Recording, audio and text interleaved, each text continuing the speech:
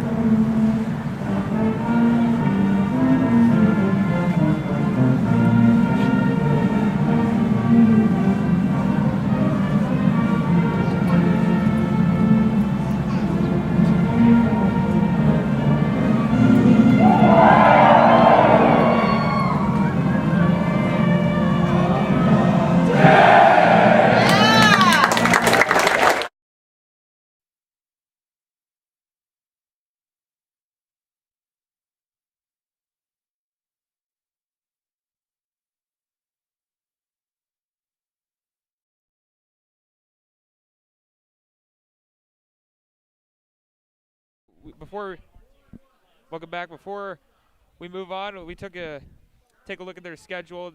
They start off slow against West Side.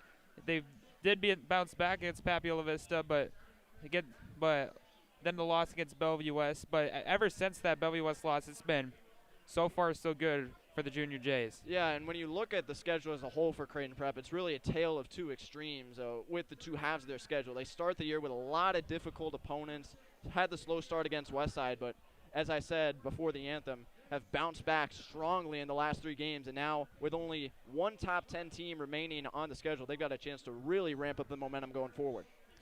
certainly looking forward to the rest of the season. Both red-hot running backs is the main story here. Both Shamar Brown, who had that phenomenal game against Millard West last week, basically proved the point to what this offense is really about. But going to the North Platte side, Vince Genatone, North Platte, a heavy offense with 560 yards and 9 touchdowns. Yeah, and it seems like every single game we've made this type of running back comparison, because not only has Shamar Brown been a beast this season, but Prep has played a lot of difficult backs from opposing teams. But the different thing about Vince Genatone is the supporting cast he's got. Obviously, he has those massive totals, 13 yards per carry. He's fast, he's explosive, he can do it all for North Platte, but he's got some great other running backs around him in that triple option offense, so could throw Prep a little bit of a curveball. Including Brock Robley and Tate Janis, as here is the Creighton Prep Junior Jays walking down the stairs, about ready to hopefully come out with this Jays victory. But North Platte is also ready to go as well. But sacred and pretty much awesome to see as they are in their black alternate jerseys. Yeah, and Prep, since they debuted those black jerseys in last year's Millard West game, they're 3-0 in the black jersey. So Prep could be in for a big night. They've had some really, really strong games in the alternate uniforms, and they're about to take the field for this homecoming night. Should be a great atmosphere.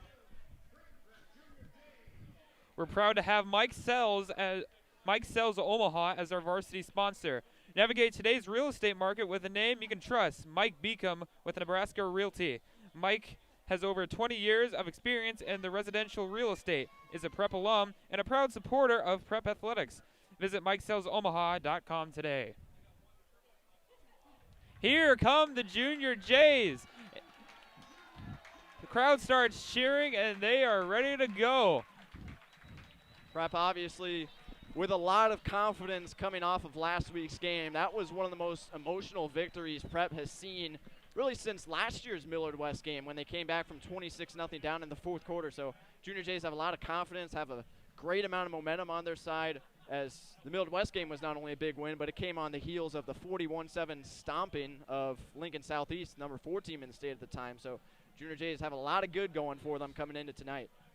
I've been hearing the slogan, all gas, no brakes, by all around Prep this past week. And they're trying to add on to that statement later tonight as North Platte takes the field as we are almost ready to go here at Burke Stadium. As Tyler said, a gorgeous night as sun is about to go down. And we're about ready to play football. Yep, North Platte making the 3-hour, 45-minute drive from western Nebraska here to Burke Stadium, and see how fresh the legs are. Obviously, we talked about in the pregame, Bulldogs are going to have to get off to a quick start because they have almost no passing game at all. They rely heavily on the run game. Indeed they do, always. And I even talked to Coach Young this week saying, hey, how are you running their defense? And he's, you know what he told me? What's that?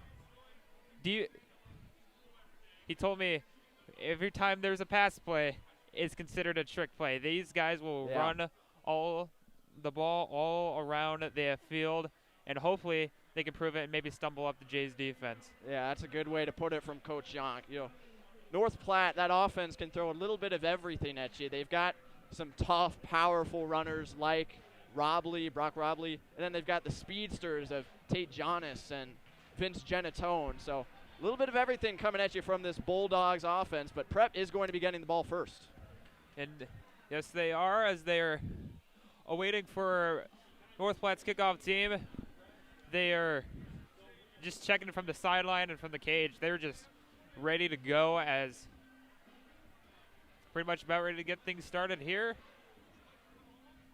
Yeah, and as North Platte gets ready to kick here for the first time tonight, kicking has been a big story for the Bulldogs over the past couple of weeks. Their regular, at least, field goal and extra point kicker, Ryan Kaminsky, went down with a season-ending lower leg injury a couple of weeks ago. So North Platte went for 2 basically every time they scored last week in the win over Lincoln Northeast. So that could be something to watch for tonight when they find the end zone.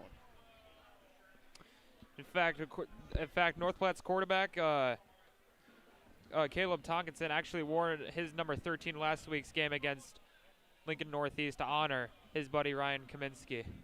Yeah, it's a great touch from Tonkinson. A lot of heart on this North Platte football team, no doubt about it.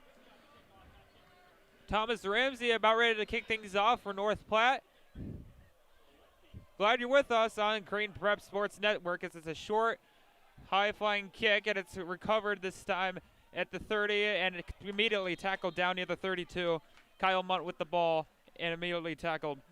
Yep, good quick tackle by North Platte, but Prep, solid starting field position. And field position was how they got off to that really nice start in their last home game against Lincoln Southeast. Seemed like every single drive they were starting at or across midfield, and here just 16 yards shy of the 50. So see how Jack Pernicke in this Prep offense looks. Jack Pernicke, 2 touchdowns and 3 interceptions last week against Millard West. Not the best game, but Shamar Brown looking ready to, do what he does best, basically. As it's first down from the 34. Pernicke in the gun, looking to possibly jump offside North Platte. Let's see if it'll work. They will snap it. Toss to the left to Shamar Brown, and takes it down. Tackle near the 40, stuffed up by the North Platte defense. Yeah, offensive line last week was a huge key to Shamar Brown having the big night he did. When I talked to him after the game, he said all of those 250 rushing yards were from the offensive line. Anybody could have run for 250 behind what they did, and there you see them clearing out a big hole on the left side to start. Speaking of offensive line, sophomore Jacob Alba will be at right guard to start things off. That's its second down and 4 from the 40. Pernicke looking to throw, finds his man. It's Thomas Lyden trying to break his way and tackled by Jennifer in front as it looks like it's good enough for a first down near the 45. Yeah, and for Jack Pernicke, obviously having 3 interceptions, all 3 of those quite early in the game last week at Millard West, Prep is going to have to try and ease him back into things a little bit with just those short timing routes to the outside. That's where Pernicke is at his best. Great job by Thomas Lyden to make the grab and make a few yards and get the first down, as well as its new set of downs here for the offense. North Platte's defense so far making here and there tackles as it's first down. Pierce Johnson motions to the left. Hand off to the fullback, George Egan, and stumbles on his way, and it gets toward midfield. A flag is thrown by the side judge. Let's see what it's on. Could be on the motion man, Pierce Johnson, judging by where it was thrown. Either that or holding, I would think. And yeah, it will be illegal motion. Illegal motion, yep. So Prep trying to get their speedy receivers involved. We've seen Pierce Johnson one time this year against Lincoln Southeast take a 15-yard end around and a double handoff thing with Jack Stessman into the end zone for a touchdown. So Prep can certainly use those speedy receivers, if not to catch the ball, but as kind of gadgets to take the eyes away from the runners for the North Platte defense, but that time it cost them. 1st and 15 after the illegal motion penalty. Still waiting to see where they can spot the ball. They'll spot it at the 41-yard line. As they're set to go 1st and 15. Pernicke from the shotgun. 3 receivers to his left, 1 to the right. Shamar Brown in the backfield. Fake it to Shamar. Pernicke looking to throw. Rainbows it. And he's got Pierce Johnson down the right sideline, breaking through tackles, and is out of bounds at the 9. Tackle near the 9, pardon me. And it's 1st and goal for Pierce Johnson. A great play made by the Prep offense, and that's what they need. Yeah, that was a heck of a play by Pierce Johnson. I'm not totally sure whether Pernicke was throwing that ball to Thomas Lyden or Johnson, but Johnson was able to cut over to it and make the play. Huge play, as he said, for Prep's offense to get him in the red zone. Great play made, Pierce Johnson, as it's 1st and goal from the 8. Handoff, Shamar Brown. And let's see, is he in or not? Doesn't look like. No, they will call him short. It'll be 2nd and 1. And just shy of the goal line for Shamar Brown. Yeah, and Prep has a ton of options here down on the goal line. We've seen George Egan score a couple touchdowns this year. Obviously, Shamar Brown should be the main man, but Pernicke, too, if he sees a proper read, could keep it on an option and just dash into the outside. We'll see how Indeed they do. It's a handoff, Shamar Brown, and finds the end zone for the Prep touchdown. Strike Shamar Brown leaning off from what he did last week from the great game. It's now it puts Prep up first with 9:40 to go in the first quarter. 2 minutes, 20 seconds is all it takes for this Junior Jays offense. They've come to play tonight, and the big play got them down there. They only needed 3 carries and 15 yards out of Shamar Brown to find the end zone. Great start for the Junior Jays. Shamar Brown, great job by the Preps offense. Just keep driving, and it pays off as Shamar Brown puts up 6. Forward Hamilton to kick the extra point. Purity to hold. The kick is right down the middle, and it's good.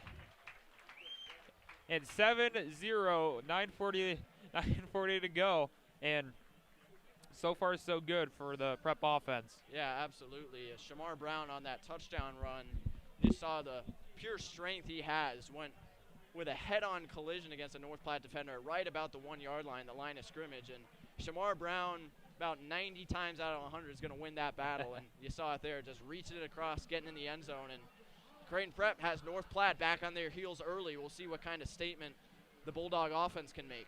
Definitely going to have to try and control the clock a little bit so they don't spiral too far out of control like Lincoln Southeast did here a couple weeks ago.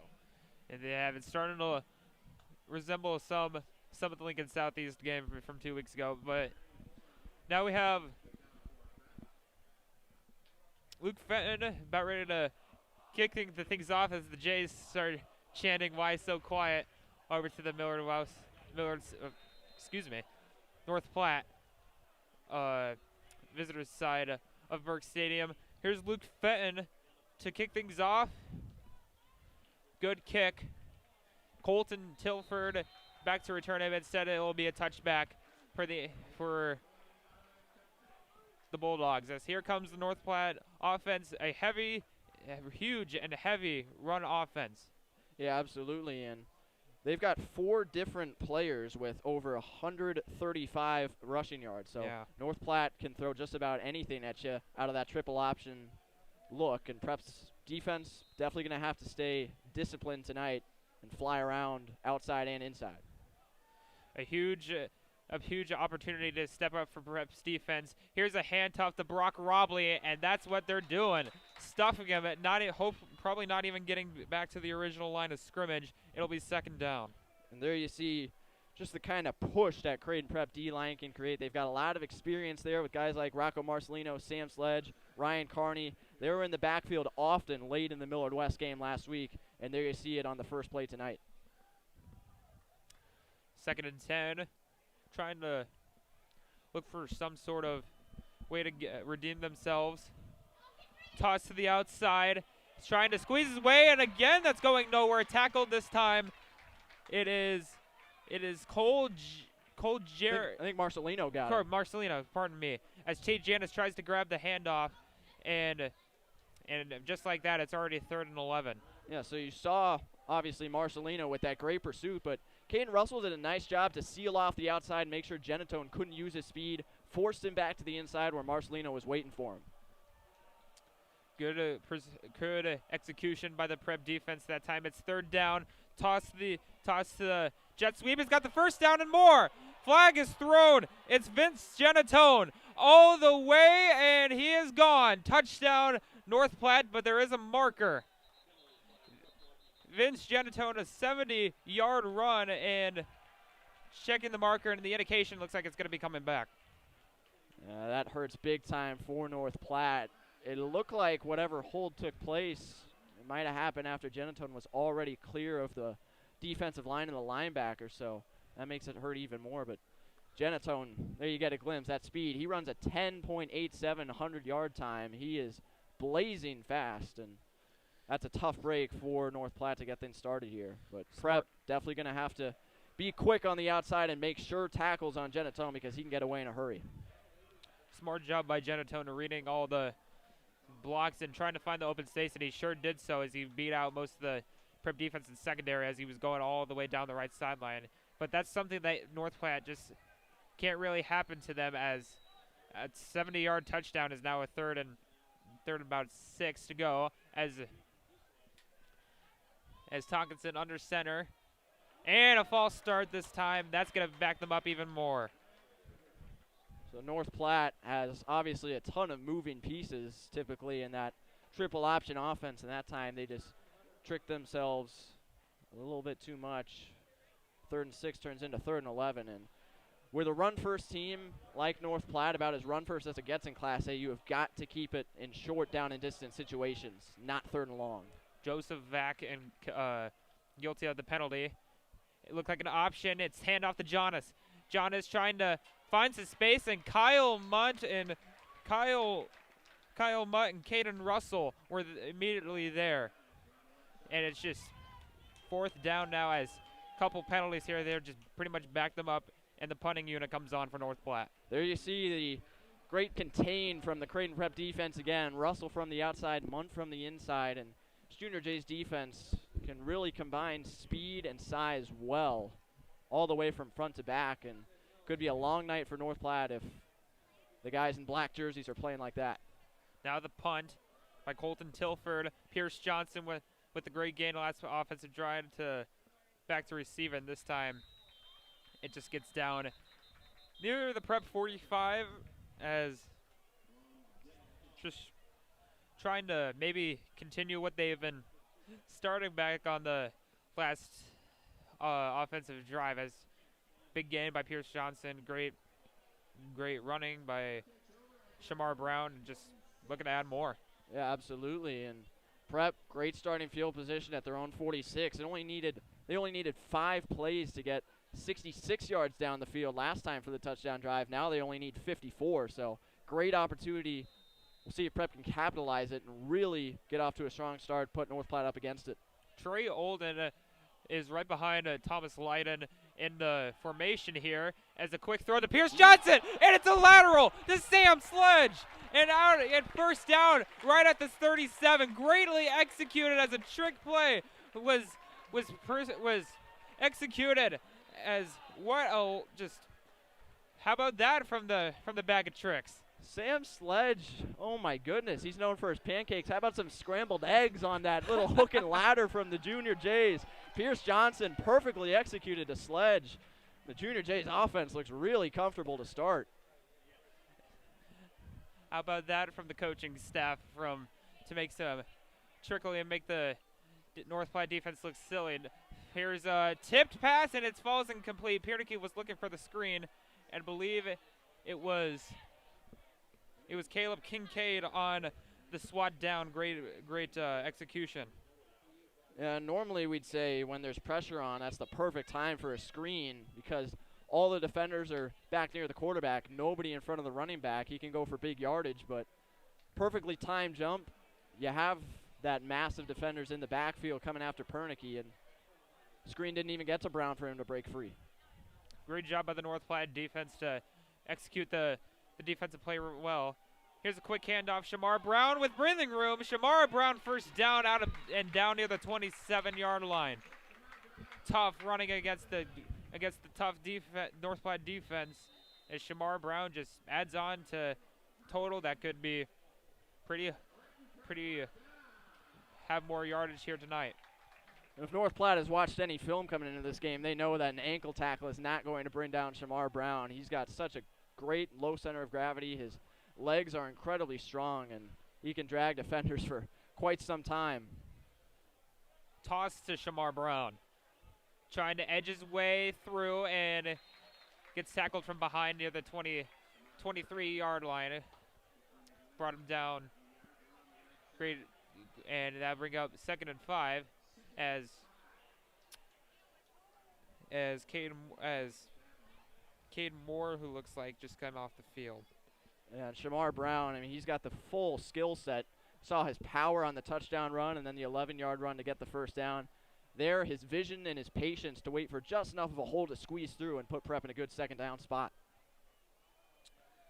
Shamar Brown, tough running so far, as we're 5:41 left in the quarter. Handoff to the fullback, George Egan, trying to contain, and just crossing the 20, just near the 1st down marker. And will they give it to him or not? And it looks like it'll be a 3rd and short. And we've seen George Egan run like fullback dives and some cuts to the outside. He's been playing good ball at the spot. Yeah, and that's the kind of effect Shamar Brown has had. When they do that little fake toss to Brown on the outside, defense is so worried about him running it because he's been playing so well. They commit to him, and then Egan's got all the space in the world to roam.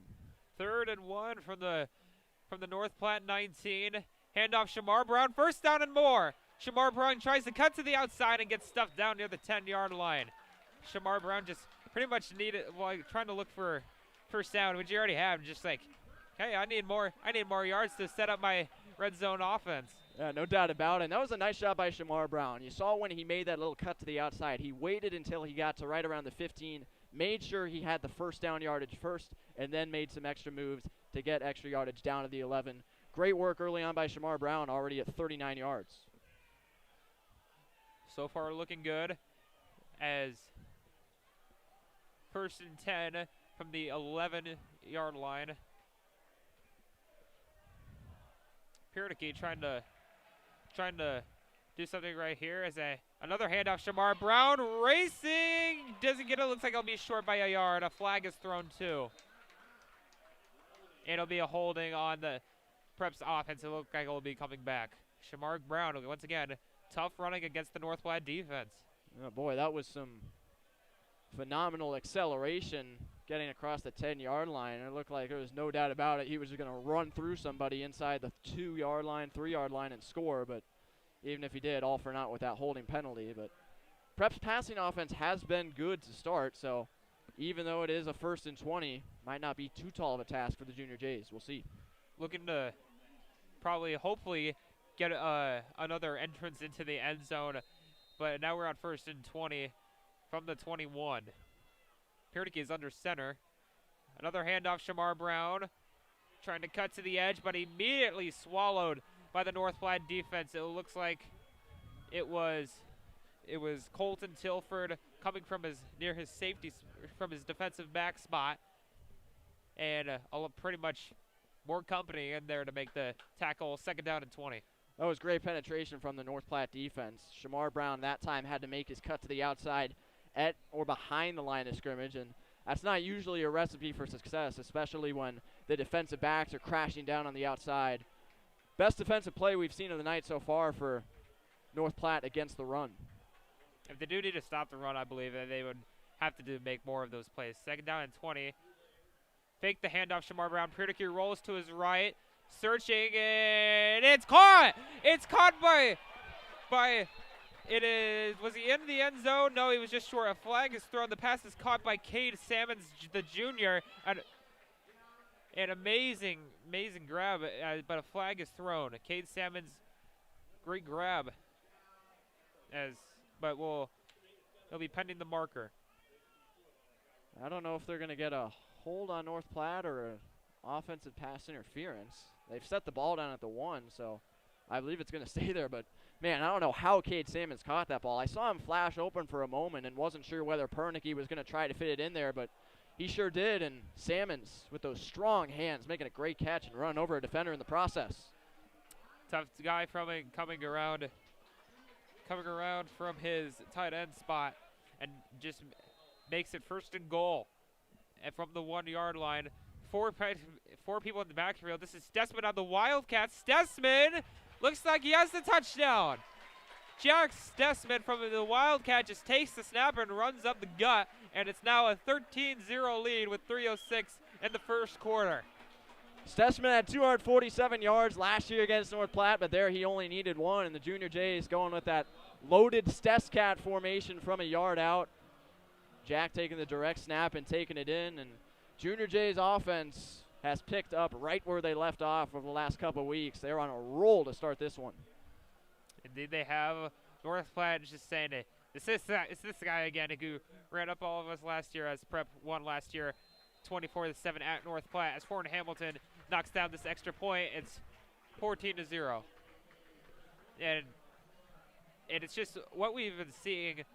We even not too much last week against Millard South in the first half, but first half against Lincoln Southeast, and even when they played here against Papio, it was just, hey, here's our offense.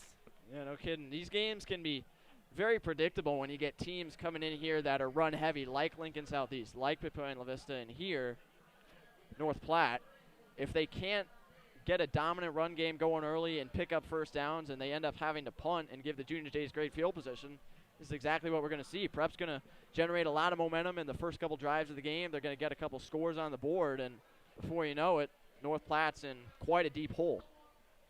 Riding high here for the Creighton Prep Jays, and even on defense, they did lift up that long touchdown run, but that was called back, as Genito did do a good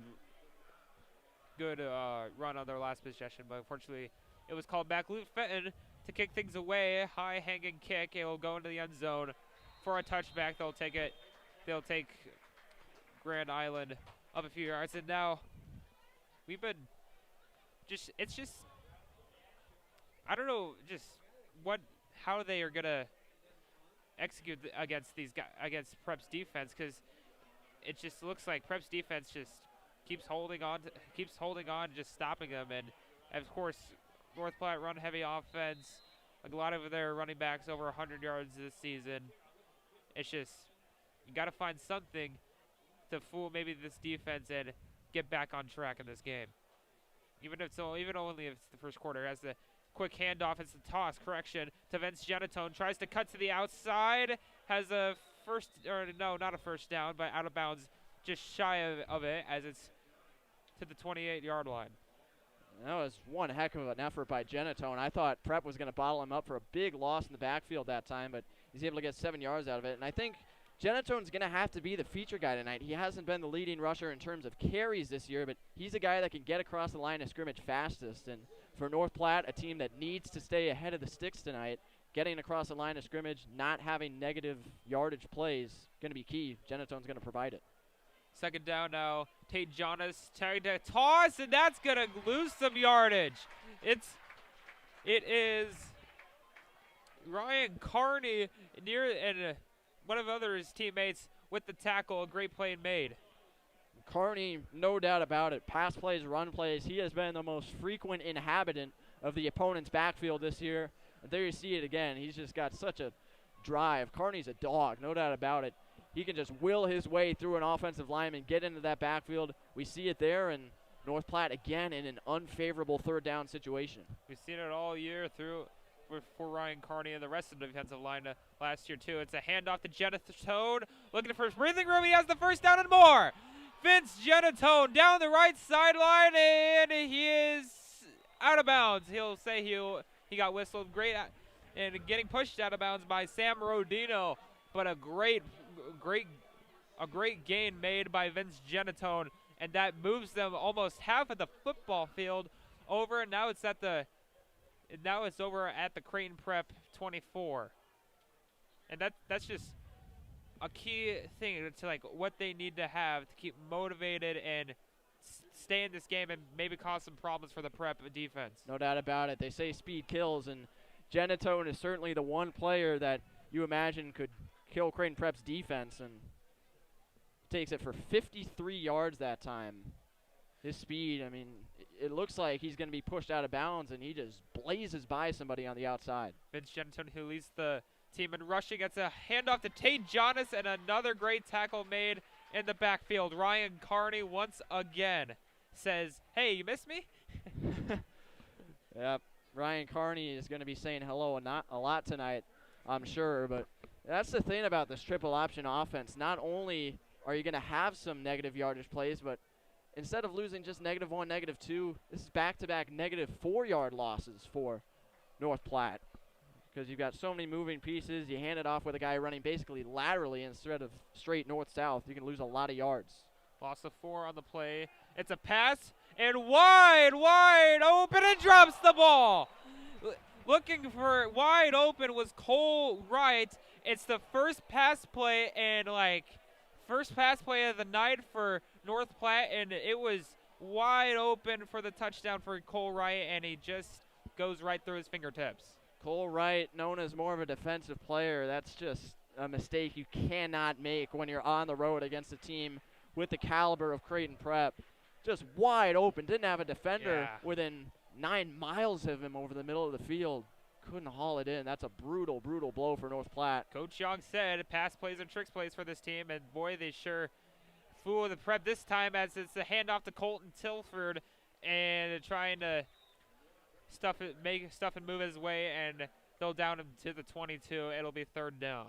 So in most situations, you'd say on that fourth down. Yeah, you'd say on that third and long play, you just run a safe play, try to get some more yards for your field goal kicker. But as I mentioned pregame, North Platte is missing their field goal kicker to a season-ending injury, so they've got to go for it here on fourth down. And as you said, they need a lot of yards, not the ideal situation at all. Probably scrolling through our playbook on what to do to get 9 here on fourth down from the Prep 24. Another pass play, looking for Cole Wright, and it's incomplete, and that is a turnover on downs as Caleb Tonkinson has thrown a second pass tonight, and that one was just nowhere near for the intended receiver, Cole Wright. And that's something we're going to have to keep an eye on tonight, is the accuracy of Tonkinson when he does decide to throw, because Creighton Prep twice now we've seen has gotten so sucked into watching the run game and being prepared for it, as we've got just 31 seconds left in the first quarter. We've gotten so sucked into trying to stop the run game. Back-to-back receivers have gotten a step going to the end zone. So we'll see if that continues, and we'll see if Tonkinson can hit them when they do get open. Going to have to. Here comes back out the offense for Creighton Prep. Both Shamar Brown and Jack Stessman, or correction, looks like it's George Egan in the backfield with him. It's a quick throw to Thomas Lyden, and it gets immediately walloped, but the ball popped out, but thankfully Thomas Lyden does grab it on it as a Jack Piernicky quick throw to the team's leading receiver, Thomas Lyden. Yeah, and Piernicky 5 for 5 now for 98 yards. I mentioned really after his first throw, Prep is going to have to try and ease him into things a little bit after the rough outing last week with some quick outs, timing throws, and that was another one to Lyden. And that was indeed a fumble, but good awareness and a nice break as well to fall on it. We're at the end of the first quarter. Prep with 2 touchdowns, North Platte with 0. As trying to look for more offense. We'll take a break.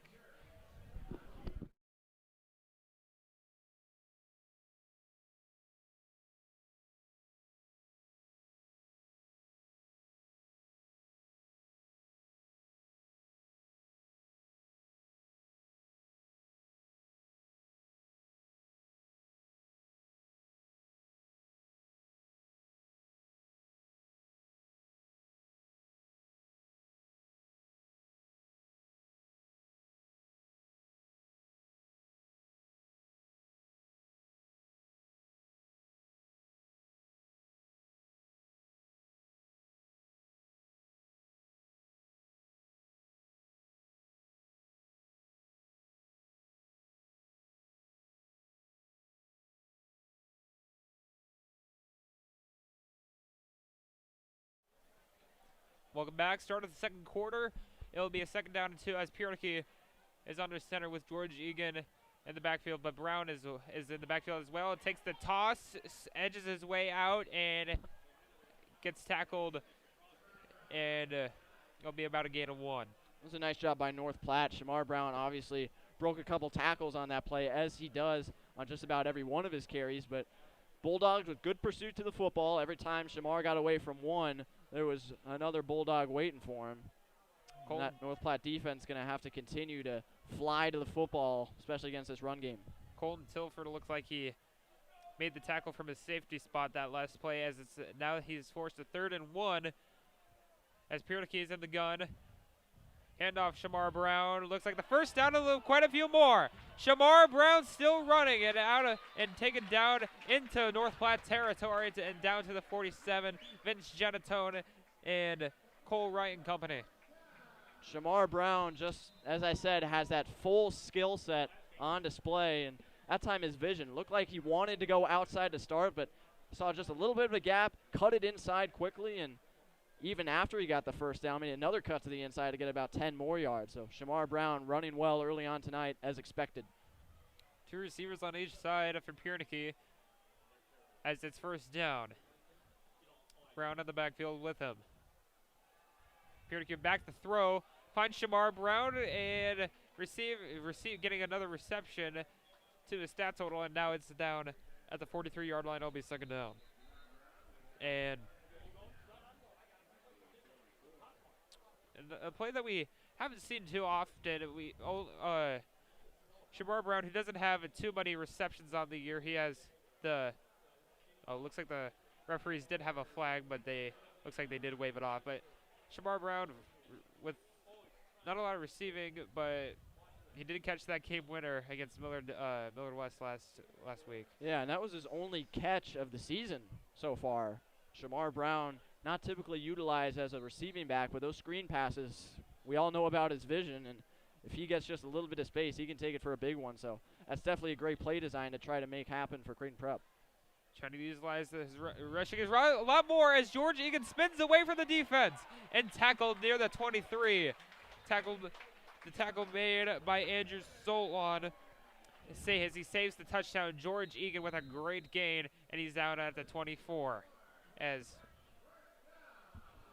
George Egan, we're going to see a lot of running. We see Jack Stessman with the rushing touchdown, and of course Shamar Brown with quite a few rushing yards and a touchdown too. But you got to keep looking at George Egan because he can for sure carry this ball. As it's first down, here's a handoff to Stessman and gets wrapped up near the original line of scrimmage. It is Carson Hoover. Vince Genatone will be second down. That's a nice play by the North Platte defense, but that Creighton Prep run game is so multi-dimensional, and if Shamar Brown needs just a little bit of a break, maybe dealing with a slight injury like we saw at the end of the game last week, if you have to take him out, you're not losing much, if anything at all, because Jack Stessman, as we saw at the end of last year, is more than capable of leading this offense as a running back. And George Egan, as well as a fullback, has plenty of experience and is having a nice season as well. This time, both backs, Jack Stessman and Shamar Brown, behind Piernicky on second down. He'll hand it off to Brown. He's trying to squeeze his way and does so, and Shamar Brown takes it near the 20 as it'll be third down. And a great kind of do like the formation with both Stessman and looks like a flag is thrown late at the end of the play. Yeah, the officials are gonna talk it over. Let's see what the call is here. Sideline warning it'll be against North Platte, and the side judge did throw the flag from the North Platte sideline. It looked like some of the coaches were in his ear, so. But it is a warning, no penalty yardage here. It is now 3rd and 6, Piernicky from the gun. Watch that bunt set of receivers on that right side. Handoff Jack Stessman.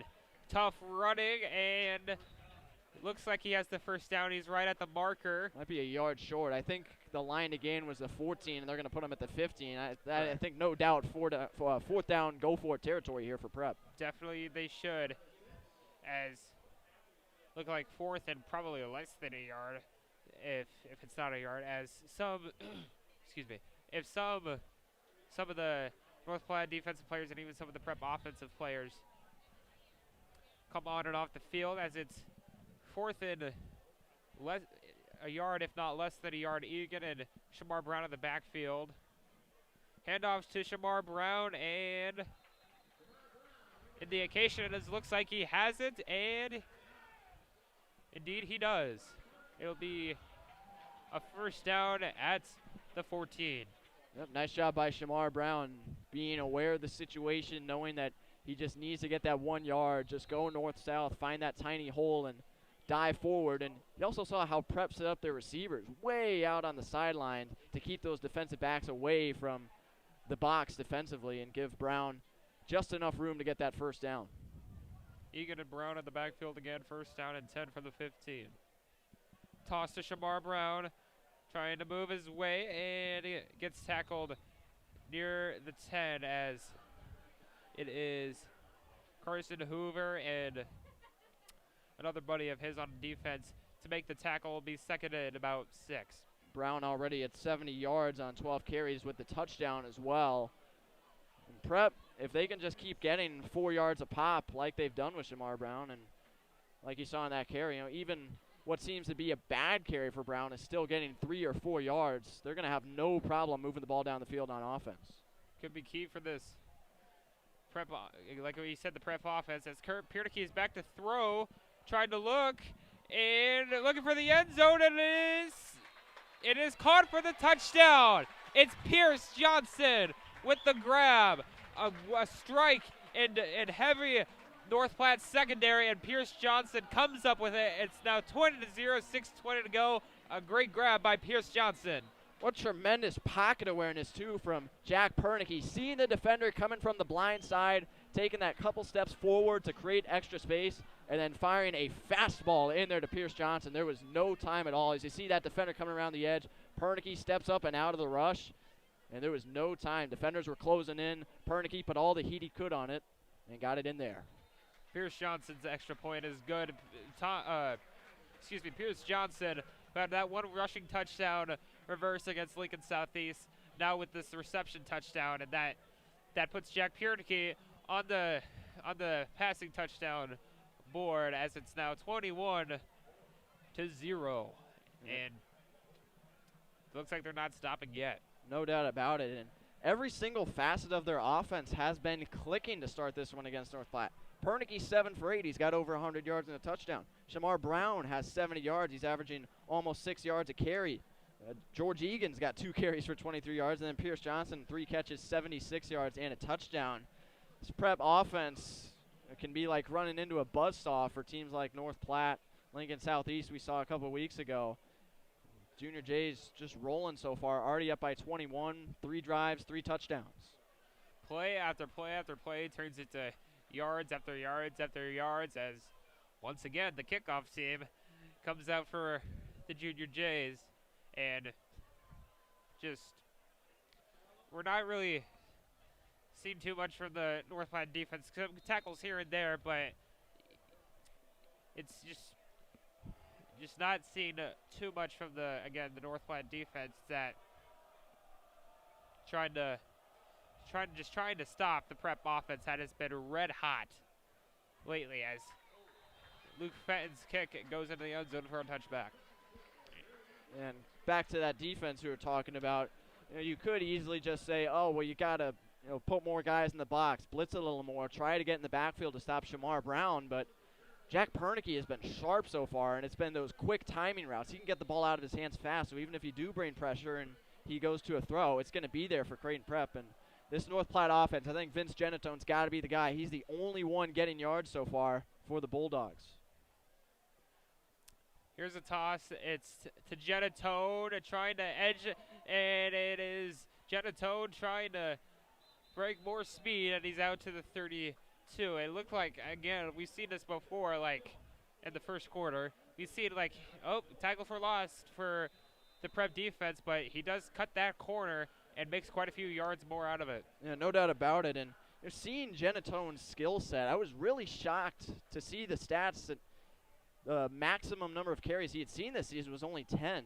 He's a guy that can get away from anybody, accelerate, turn on the jets in the open field, and he's shown it against prep here tonight. Genetone under center. Tate Jonas with the motion, and it looks like they'll be calling a false start on North Platte, as it'll back them up 5 to make it 1st and 15. They didn't get to the 43 for the first down, as they're at the 20, around the 28-yard line for the first down, as trying to see what they can come up with. This just builds on the case to use Genetone. He's the guy that can get yards as quickly as possible. Tonkinson to throw it, and it is broken up. Great defensive play made by Michael Palmisano, as just comes in and just says, I'm not getting fooled by your pass, Caleb Tonkinson. Yeah, and these safeties for prep, Rodino and Palmisano, have a wealth of experience from playing last year, and that was perfect technique from Michael Palmisano. Saw where the receiver's hands were going to be to catch the ball and hit right on them to jar the ball free with ease. Excellent work by Palmisano. 2nd and long now for North Platte. Trying to make a play as Tonkinson tosses off to Jonas off the option. Jonas immediately tackled. It looked like it'll be a loss or so. It looks like Kyle Munt and some other J defenders. And this is the big thing, the big gap you see between guys like Jonas and Robley and then Genatone.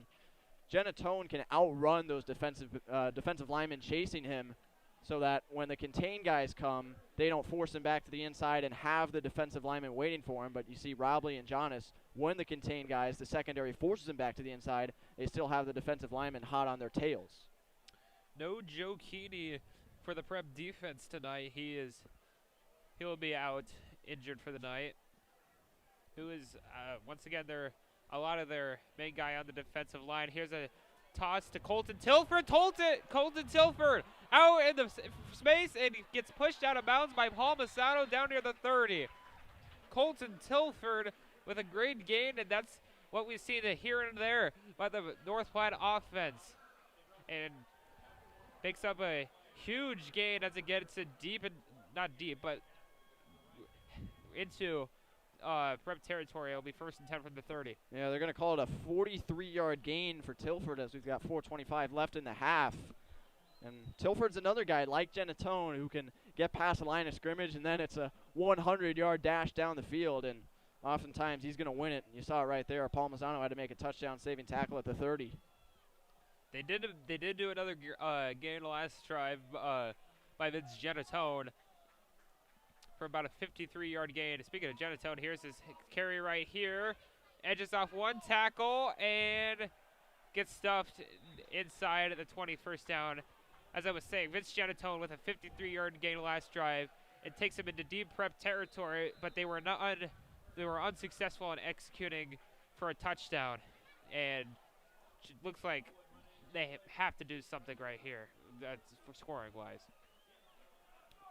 As it's 1st down from the 20 after the 1st down run by Genatone. Trying to see what they can do to get on the board. Genatone this time breaks free and into the end zone. Vince Genatone. And that finally puts North Platte on the board with 3:49 left to go 1st half. And that Vince Genatone, who leads the team in rushing and touchdowns, now has his 10th rushing touchdown, 11th total this season. And you really can't make it look much easier than that. Vince Genatone can accelerate from defenders like very few others can here in Class A. That was one heck of a touchdown run. Bobbled snap.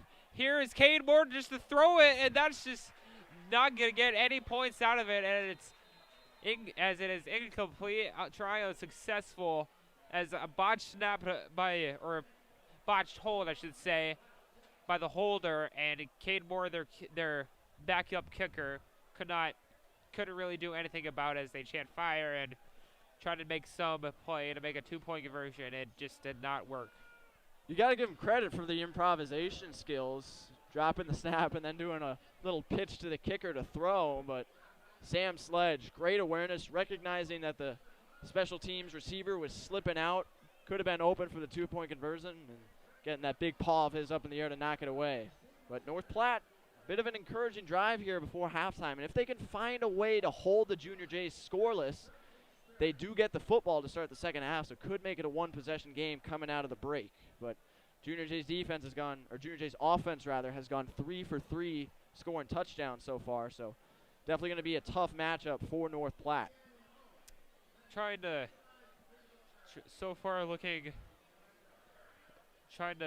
That's just another step that they need to have North Platte try and get back in this game with the score now 21-6. And it's just, here we go with another step to possibly try to make this game quite interesting as Thomas Ramsey will kick things off. Short liner, Kyle Munt there, and we'll let it go out of bounds, and it will be, looks like it will be a penalty out of bounds. Yeah, I think that should come out to the 40, 45-yard line. That's a smart play by Munt.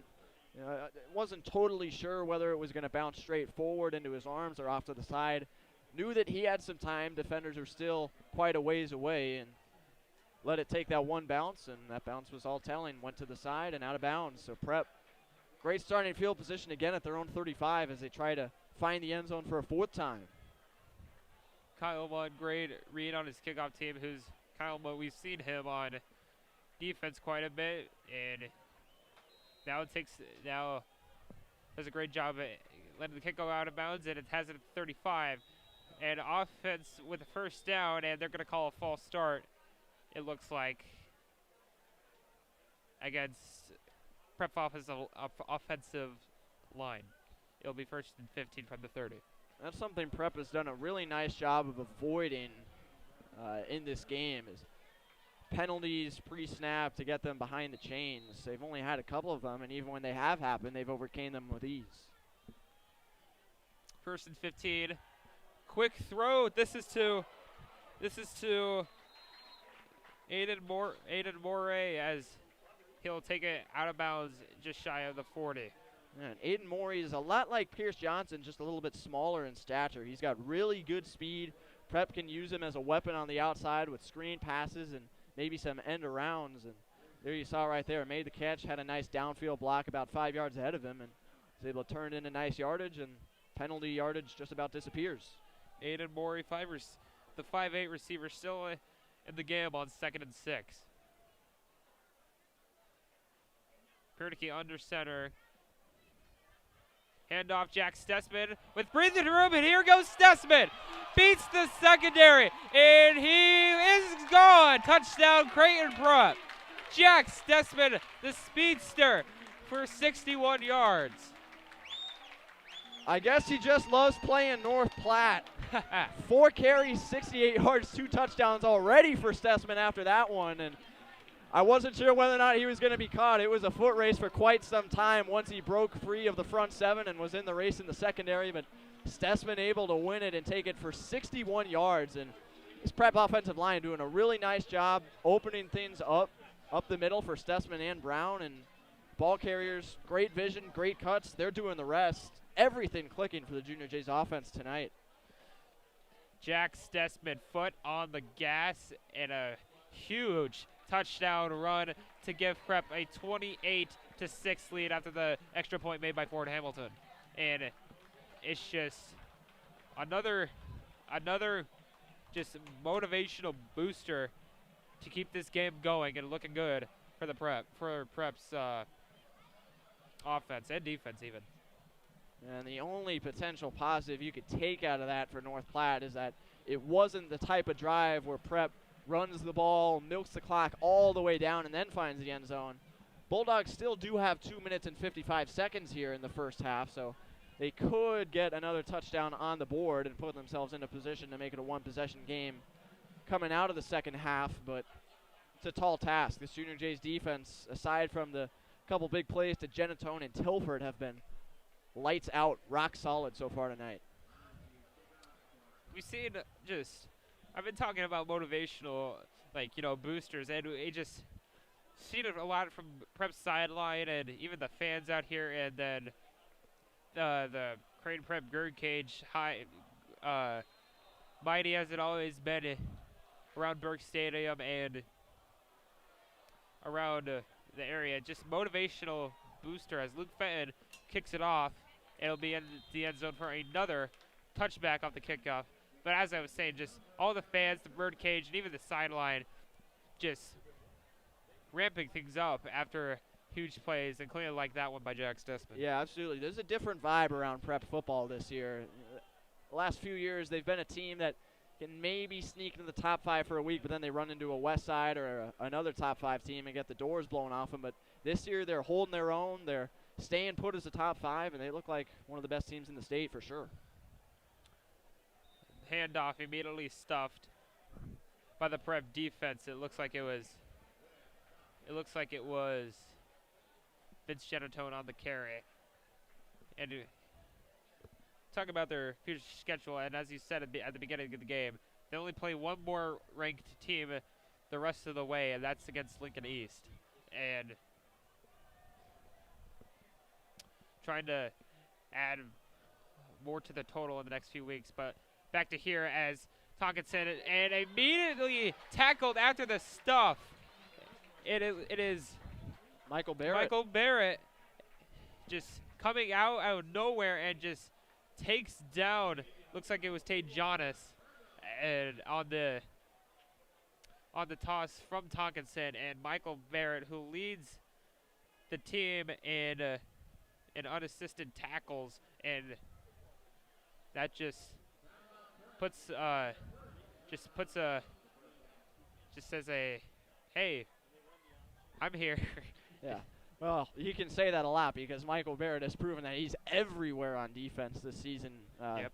Playing from his linebacker position, he covers all 53 yards in width of the football field, left to right, side to side, up and down. He's got tremendous speed. He's maybe the fastest player out of all the Junior Jays, offense and defense, and that allows him to get into the backfield, make tackles all over the place, and you saw it there. North Platte's going to have another 3rd and long. And one quick note on the prep offense, I did some quick calculations. They're averaging 10.5 yards per play. Wow. That's allowed them to go down the field 4 times and find the end zone. So everything clicking for the Junior Jays, a great mix of consistent yardage as well as the big hitters through the air and on the ground.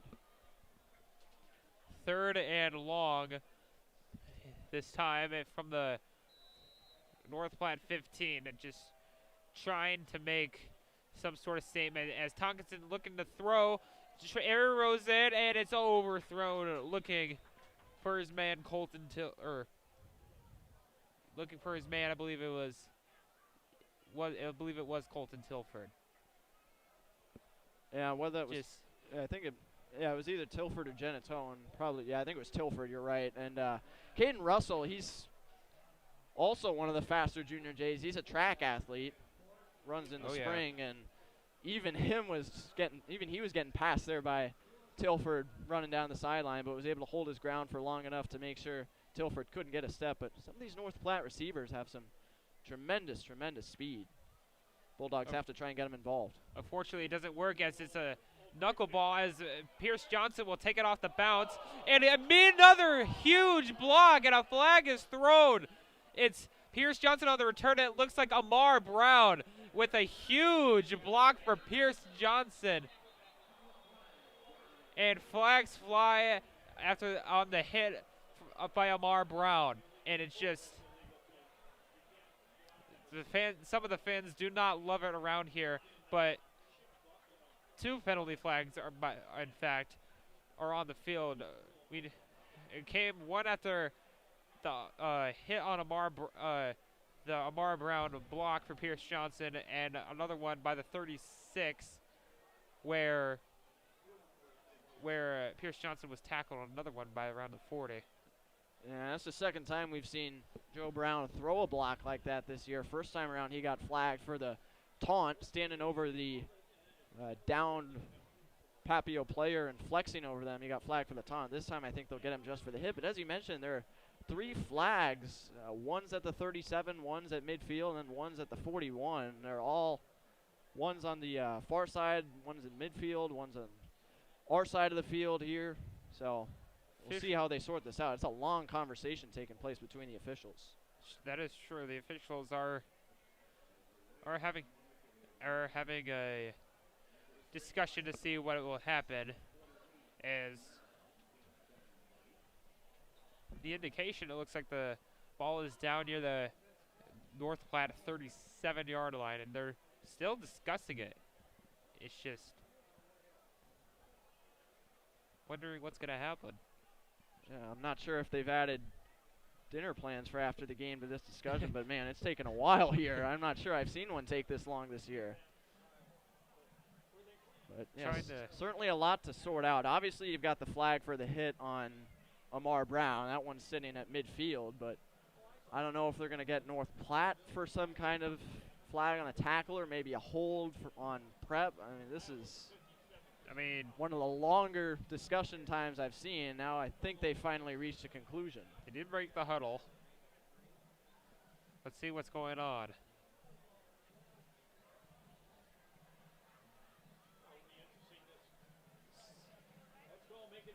Still standing there. Yeah. They're talking to Coach Yonk on the near side, so think they're talking to head coach Todd Rice on the North Platte Yep, sideline, too. both sidelines. So the drama continues to build here.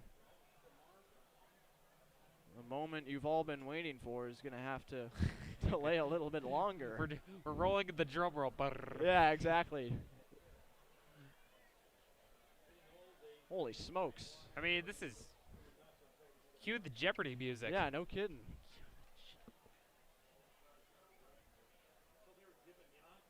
Do we finally have an answer? I think we might.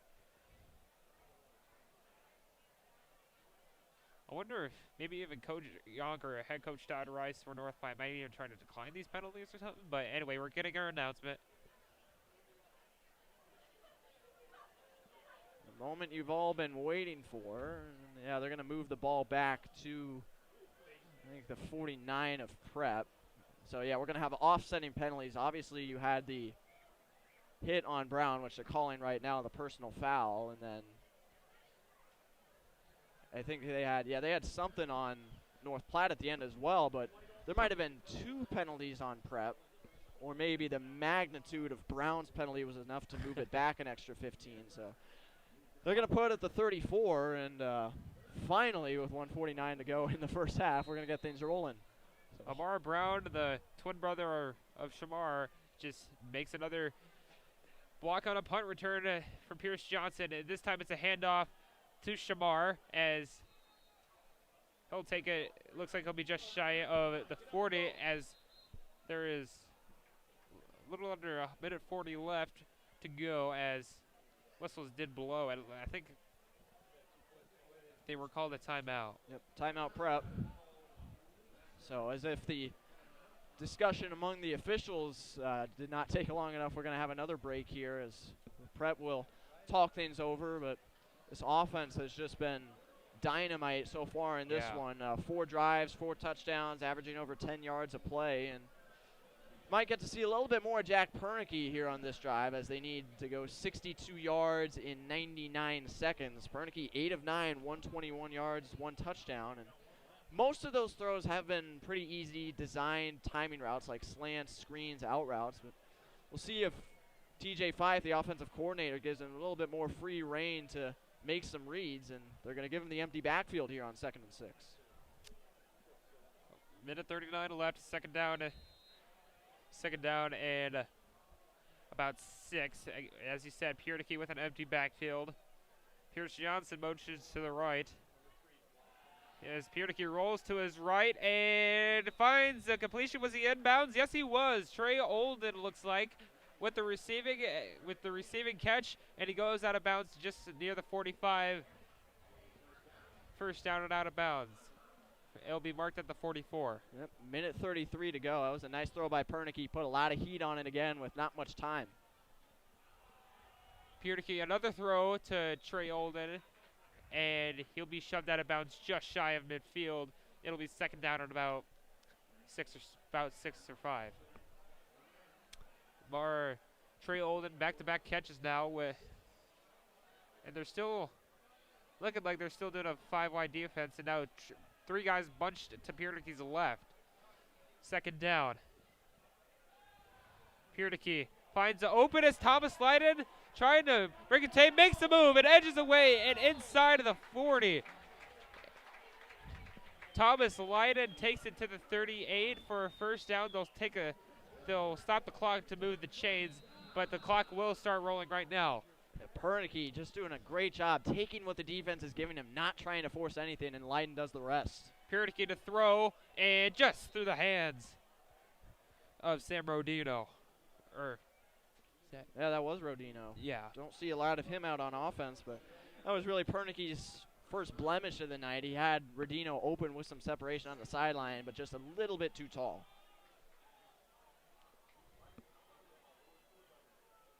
Another play going. Piernicke looking for Pierce Johnson, and looks like he'll be down right at the 40, and that's going to make the clock roll, and whistles blow from the Preds sideline. It'll look like it'll be a timeout.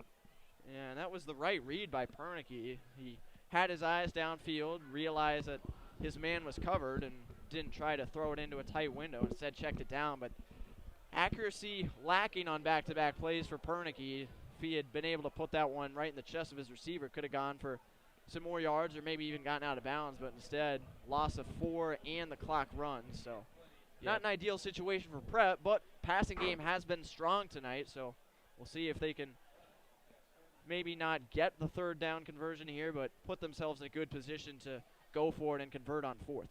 Because remember, you don't need it all here. If you just want to set up a screen to a guy like Pierce Johnson, Shamar Brown, something safe that can get you good yardage and put you in a good position for fourth, that's exactly what you want for Prep. 3rd and 14 from the 41. Prep is out of timeouts as we're just a tad bit ahead of a minute to go here in the first half tonight. So far, as Jack Stessman looks like he is from the left of Pernicke. As Pernicke rainbows it, looking for Pierce Johnson, and it is incomplete. Pierce Johnson looked like he had the grab, but from the North Platte secondary, it looks like it was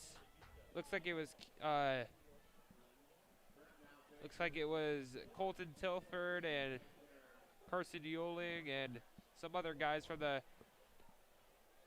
the North Platte secondary, as it looks like they were trying to cover, and it looks like the offense is staying out there. Yep, North Platte did a nice job there keeping Johnson in front of them, not letting him get behind. Very small window there for Pernicke. Only chance he would have had is if he threw it towards the K and Burke, middle of the end zone, and led Johnson out there, but left it a little short. Johnson couldn't come up with it. 4th down, Pernicke rolls to his left. Flag is thrown, and it's just through the hands of Pierce Johnson. It's incomplete, but pending the marker. Yeah, I don't think it's going to make a difference given the location of the flag. This should be offensive hold. Some kind of hold, I would think, on Prep. Yep, it is looking like it. And so North Platte will decline it. They've got all 3 timeouts left, the Bulldogs do, and they're at their own 41. So, you know, for a team that's only completed 8 passes coming into this game, and with Tonkinson 0 for 4, still only completed 8 passes out of 26 tries this year, we'll see how they want to run things with a 49-second drill before halftime. Wondering, there is 3 receivers out to Tonkinson's right and 1 to his left. Wonder if they're still going to throw it or not. Tonkinson is still looking at the North Platte sideline, trying to see what they're running. Now they are under center. And he is looking to throw, throws to his right, quick throw, and the pass is caught, and great tackle inbounds by Jonah Moore as the catch was caught by Cole Wright. That's just trying to make a quick gain, but it was stopped by Jonah Moore on the tackle, and that will cause them to use trying to cause them to use one of their timeouts. Yeah, and I like the idea of North Platte trying to throw a quick out route, keep your quarterback out of harm's way in terms of having to throw downfield and potentially throw an interception, given he hasn't really done that at all this year. But if you're going to throw an out route, you got to throw it to the same sideline of the hash mark you're on, because that's a lot of ground to cover and a long throw to make to try and get out of bounds and stop the clock. They do have all 3 timeouts left, so maybe they're not as worried about it just yet, but going forward, if you're on the left hash, you've got to be trying to run those out routes to the left side unless you know you've got a ton of separation on the other. Both teams come back off after the timeout.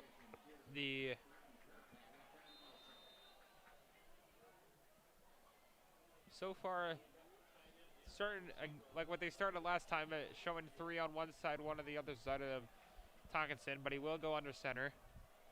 38 seconds left to go in the half. It's a toss to Genatone. Jonas in front to block, squeaks away, and just shy of the 50, and it will be tackled inbounds. It will be short of the first down, and whistles do blow. It looks like they will be calling a timeout. Injured player. Oh, correction. It will be an injured player. That's for Prep, I think. Paul Mazzano.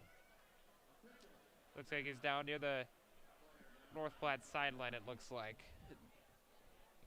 Yeah, and that's a loss Creighton Prep can't afford to have, as Paul Mazzano is a guy that can come downhill and make some big run stops. As North Platte tries to go forward and looks to improve on that run game. Prep's going to need him in the game to try and make plays against the run, but he's down, he's injured, and it's taken a pretty good while for him to get up. Athletic trainers do tend him in.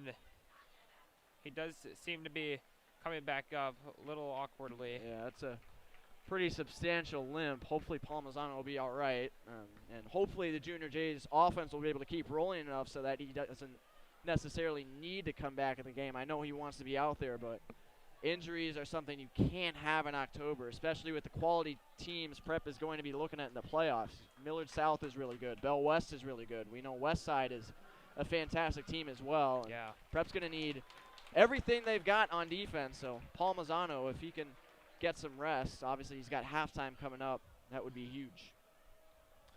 Good to see him walk off the field, but now it's 3rd and short from the 49, as it'll be looks like it'll be just be a sneak. It'll look like he'll get the first down, and Tonkinson will get the first down as the clock will now start the run. Tonkinson under center. It will be a pass, and it is caught by Colton Tilford trying to make a move. He stays in bounds and immediately tackled by Jonah Moore and Michael Barrett. And looks like whistles are blown.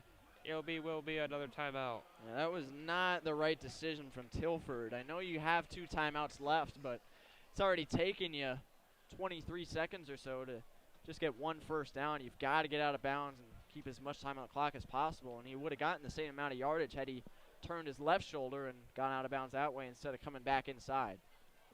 Instead, Jonah Moore, Michael Barrett were in there to make the tackle. Now will use them to cause one of their timeouts as they're from their own 43. And even if you have 11 seconds left, either probably this play or the next play, you might need to possibly call out like a Hail Mary, because I don't know, you can't really kick a field goal from here. No, especially when your kickers are, I mean, this would be a 60-yard try. This is just about incomprehensible for the high school game. But yeah, 11 seconds left. Maybe you go for one more quick route, although they do have that 1 timeout, so maybe they can try something down the middle of the field. But it's a tough ask to find the end zone from this spot. Tonkinson to fake the Genatone. He lost it, and it's picked off on the play. It's John Pargo trying to find the seam, and the clock has run out. John Pargo, flag is thrown, and it's out of bounds near the inside the 40.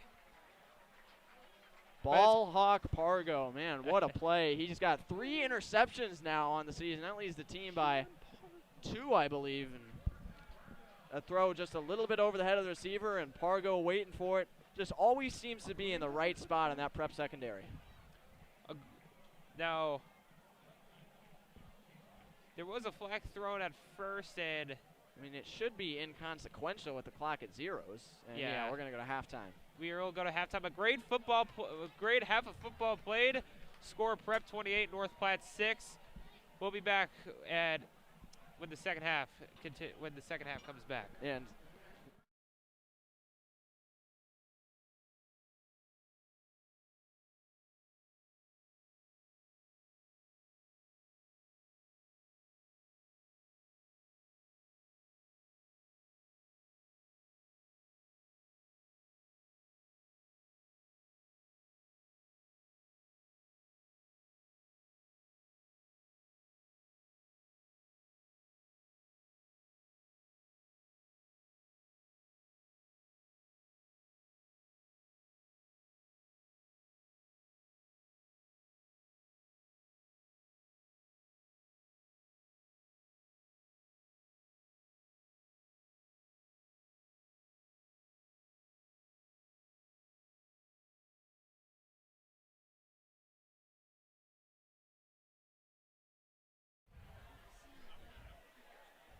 welcome back here on the Creighton Prep Sports Network. I'm here with Creighton Prep Director of Admissions and Head Basketball Coach Josh Lukey here for a quick interview at halftime. And Mr. Lukey, tonight is middle school night here at the game. Tell us a little bit about that.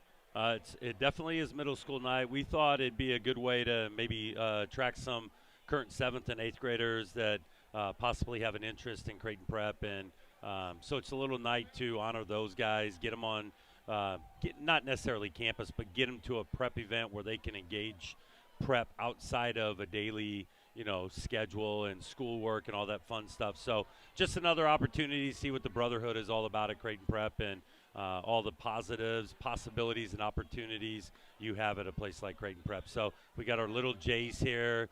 We got other 7th and 8th graders across the city. So it's a good night to be a junior Jay. Yeah, no doubt about it. And we're a couple months into the school year now as you work on trying to get the class of 2026 recruited here into Prep.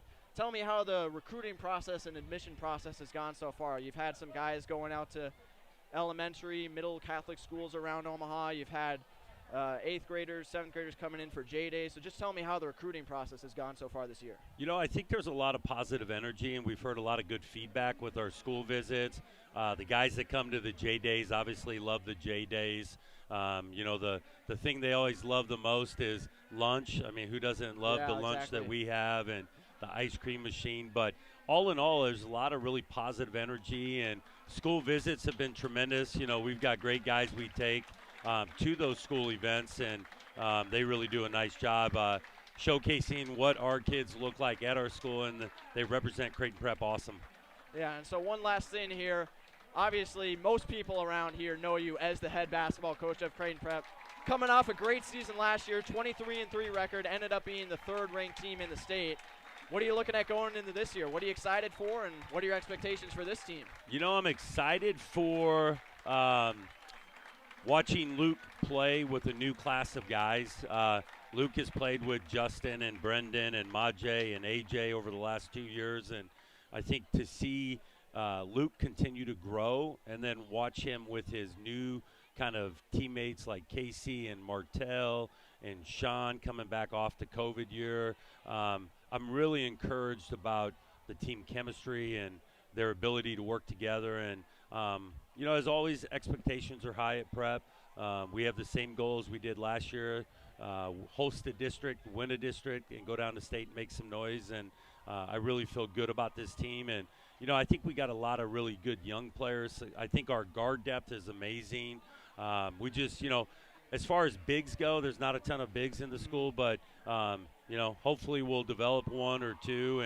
But our guards are talented, and I look forward to watching them play. All right, Mr. Lukey, thank you for spending some time with us here on the Creighton Prep Sports Network. Best of luck with the recruiting process and with the basketball season this year. Appreciate it. You guys do a tremendous job, and it's a great service for Creighton Prep. And, Coach Raz, not only a tremendous golf coach, but a tremendous teacher. And, he just keeps adding the accolades on, man. I don't know what else we can do. All right, stay with us. Back for the second half in about 12 minutes here on the Creighton Prep Sports Network.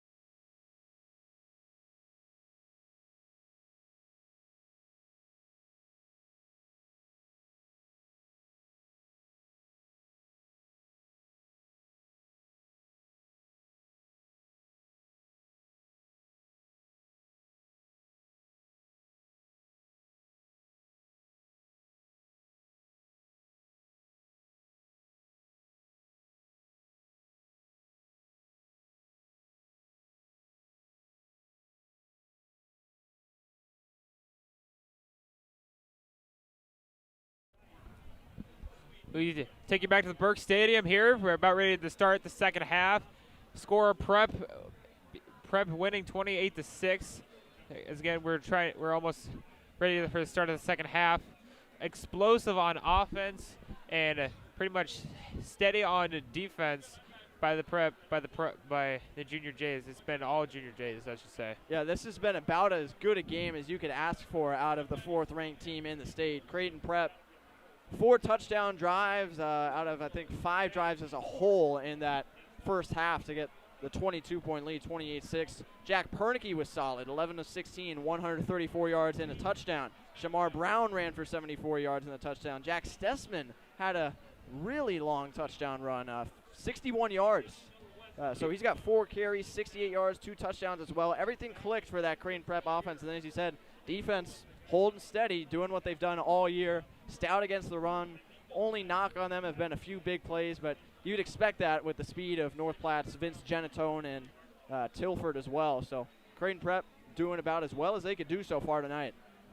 We're proud to have Mike Sells Omaha as our varsity sponsor. Navigate today's real estate market with a name you can trust. Mike Beacom with Nebraska Realty. Mike has over 20 years of experience in residential real estate. He is an alum and a proud supporter of Prep Athletics. Visit MikeSellsOmaha.com today.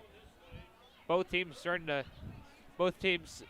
out, about ready to get things started. As you've been saying, Prep been just kind of like in cruise control, and if not putting on the gas, it's just been all Prep on both sides of the ball. And for North Platte, it just hasn't been working too well. It's just maybe hopefully trying to come up with something. North Platte will receive the ball to start things off this half. Yeah, North Platte definitely going to have to change some things on offense. The no gainers, tackles for loss are going to run them right out of this game in a hurry here in the second half if it continues like it did in the first. So yeah, big plays is going to have to be the answer, and Vince Genatone and Colton Tilford are going to be the guys to provide it. So you have to use them as much as you can to try and set a tone for this second drive, or opening drive of the second half. Creighton Prep's defense, though, has been flying around. They've been coming downhill about as well as we've seen them do it this year. And you would expect that to continue.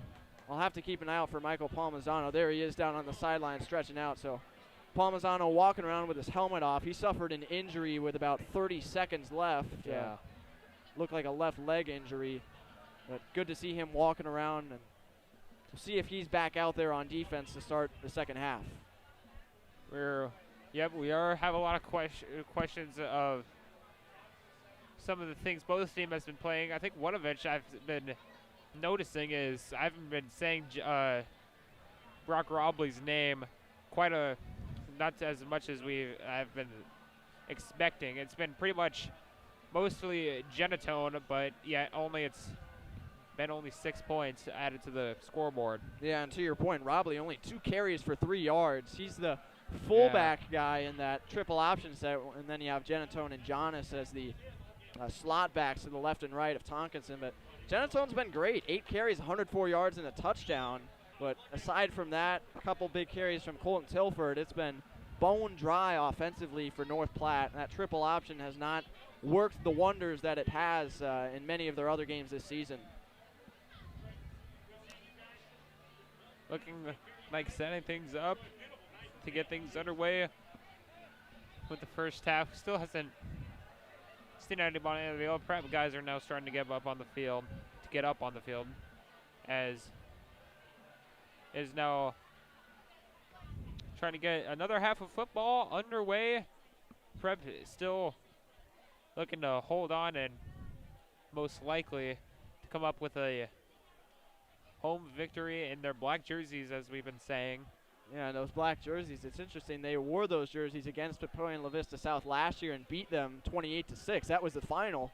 They're already up 28-6 as we get ready to kick off the second half. So it just shows you the gap and how far this year's team has come. Luke Fenton kicks things off, and I think it went through the goalpost. It might have, but it looked pretty close. But Luke Fenton kicks it off for a touchback, and North Platte's offense comes onto the field to hopefully put more points on the board and try to stumble the Prep's defense. As 1st and 10 from the 20 as Tonkinson hands it off to Colton Tilford. Colton Tilford with room. Colton Tilford still going. Edges away from Pargo and all the way crossing midfield and the Jays territory. That's one way to start things off for the North Platte offense as Colton Tilford makes a great play for about a gain of 31. So yeah, that's going to put him at 70 yards, and that's what North Platte is going to have to do. The name of the game is going to be speed, speed, speed, and that's Tilford and Genatone. Speaking of Genatone, he's run on cue as Genatone tries to squeeze his way, but this time getting wrapped up. Kyle Munt and maybe even Asher Anderson was over there as well. And speaking of him, he's back tonight. He missed the past couple of games with an arm injury, and now he's back. And that's the thing about Genatone. I talked about it in the first half. He's so fast, he can get out on the perimeter quickly enough that it's just a matchup between your wide receivers trying to block the defensive backs of Creighton Prep rather than having a slower back and having to deal with the linebackers and defensive linemen of Prep as well. Zooming all around the field, and here's a handoff, and that's going to get stuffed near the line of scrimmage. It looks like it is Genatone again on the handoff.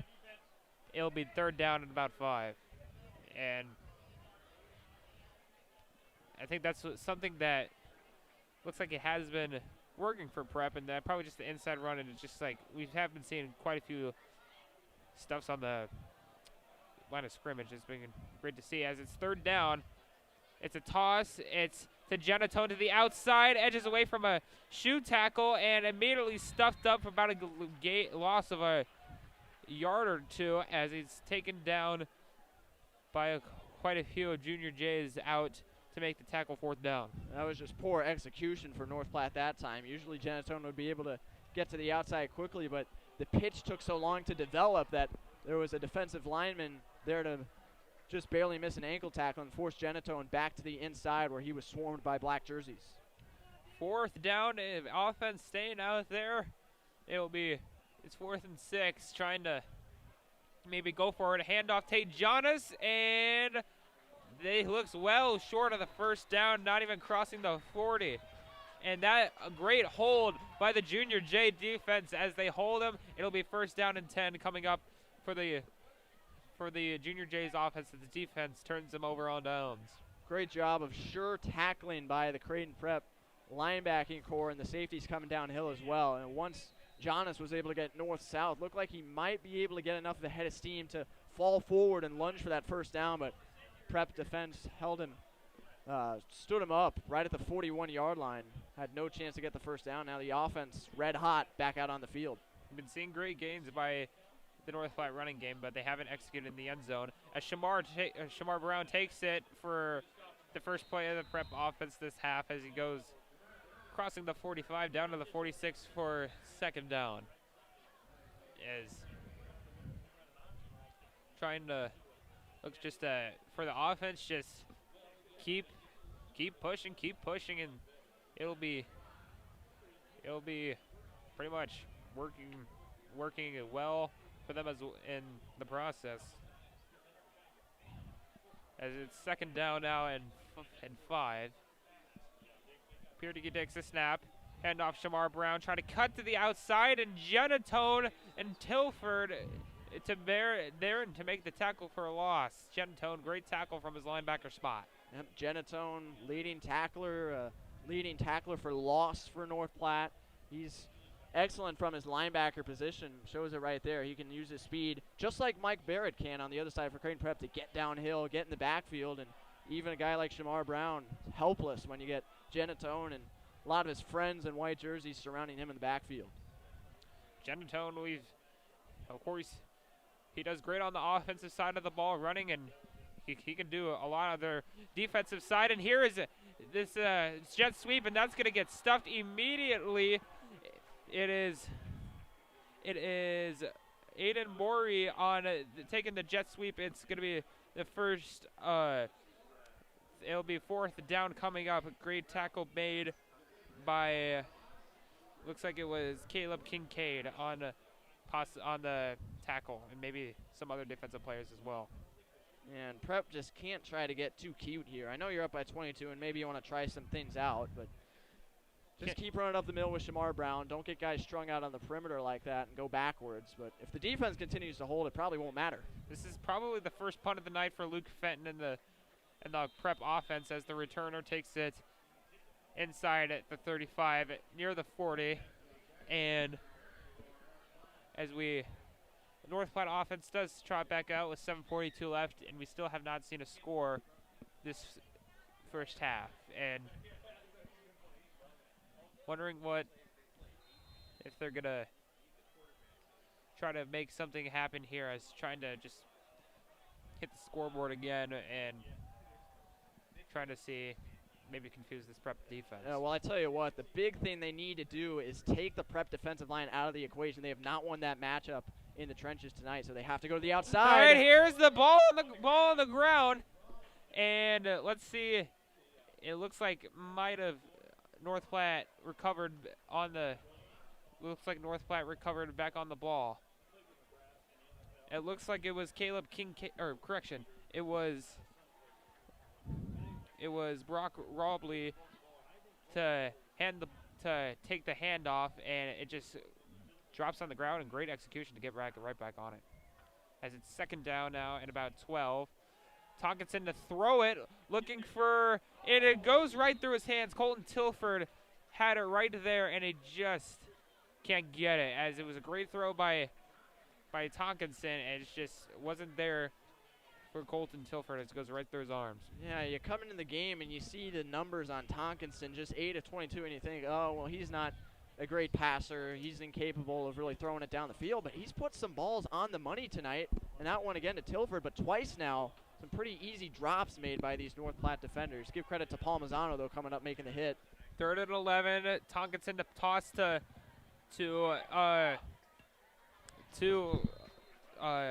Genatone, and he does make a one-tackler miss, but instead he does fall into the arms of another Creighton Prep defender as it's 4th down again.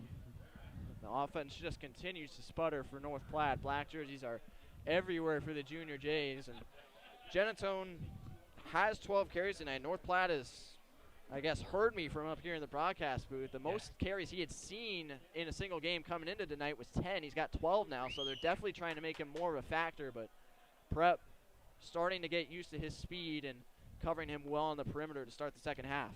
Tilford on the punt, and it's quite a few yards to gain. It will be out of bounds near the 30 as Creighton Prep will take over at near, again, right around the 30. And we do have something to tell you.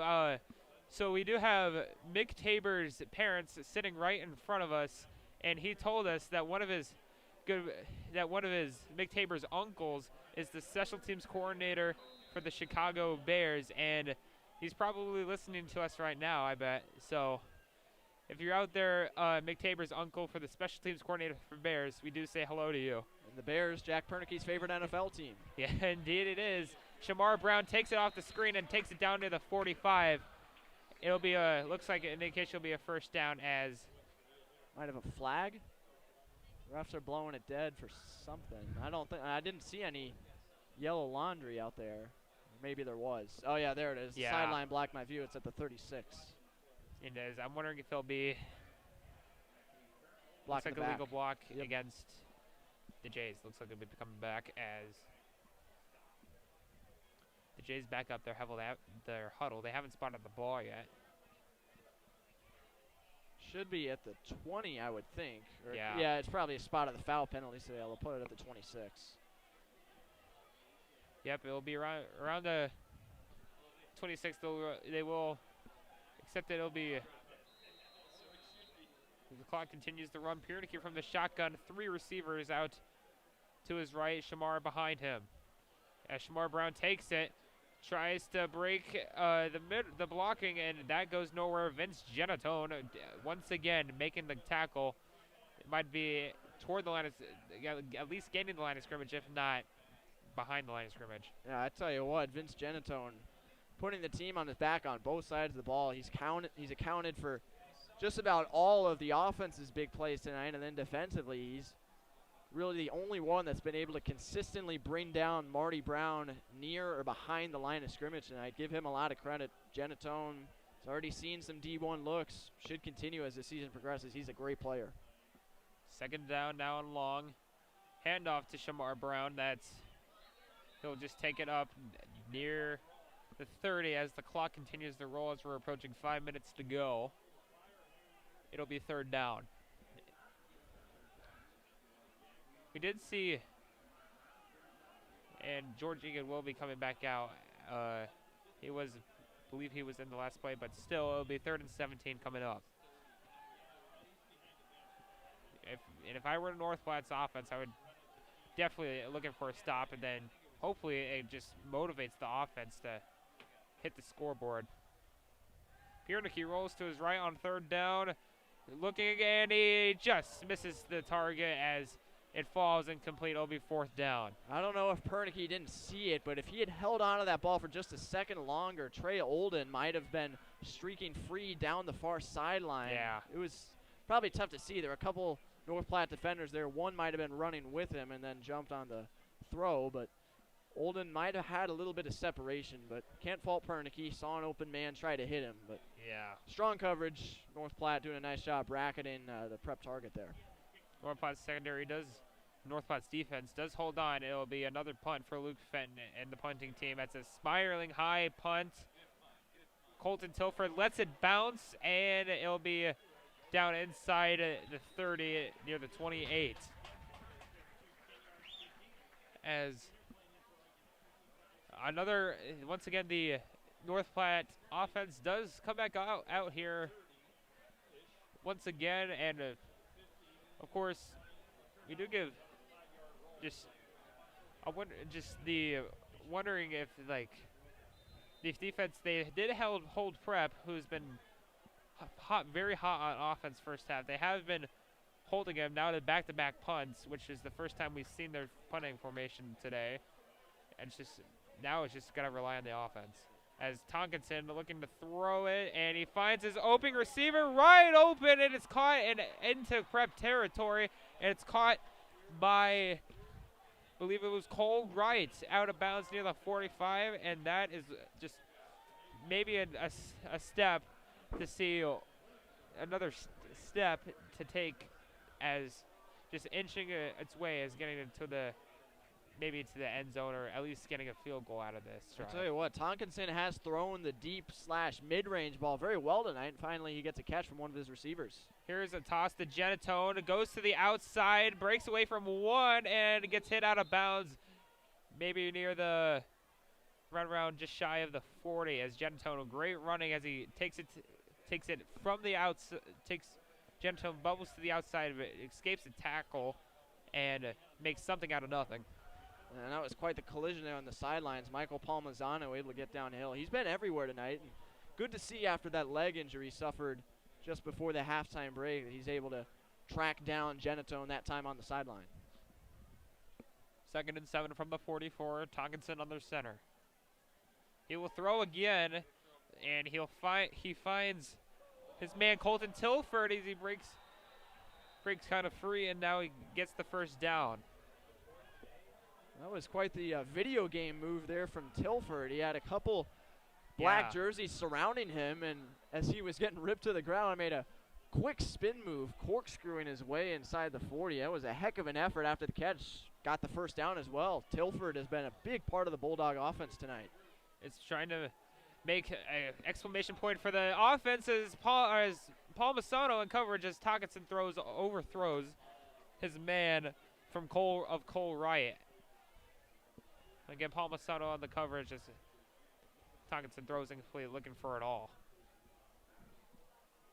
Yep, nice coverage by Palmazzano. Tonkinson still been pretty up and down with some of those deep balls down in the middle tonight, but every once in a while, looks like they still need to fix the sticks from 1st to 2nd down. Now they do, but every once in a while, North Platte has been able to throw it and get a step down the middle of that field. We'll see if it continues. 2nd and 10. Another pass play by Tonkinson. Fires, and it's picked off. It's Jonah Moore with the Casey Tonkinson throws it into double coverage, and instead Jonah Moore comes up with the interception.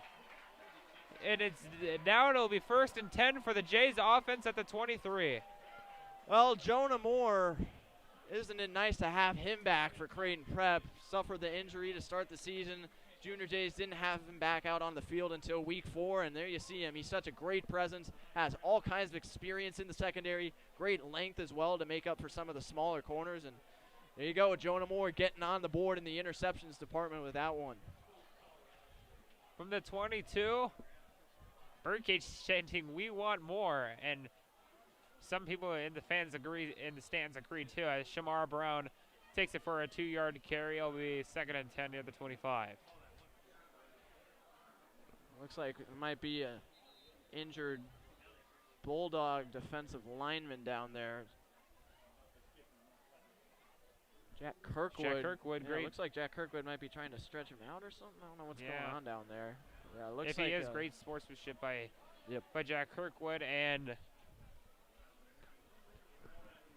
they are going to attend him as the athletic trainers do come out.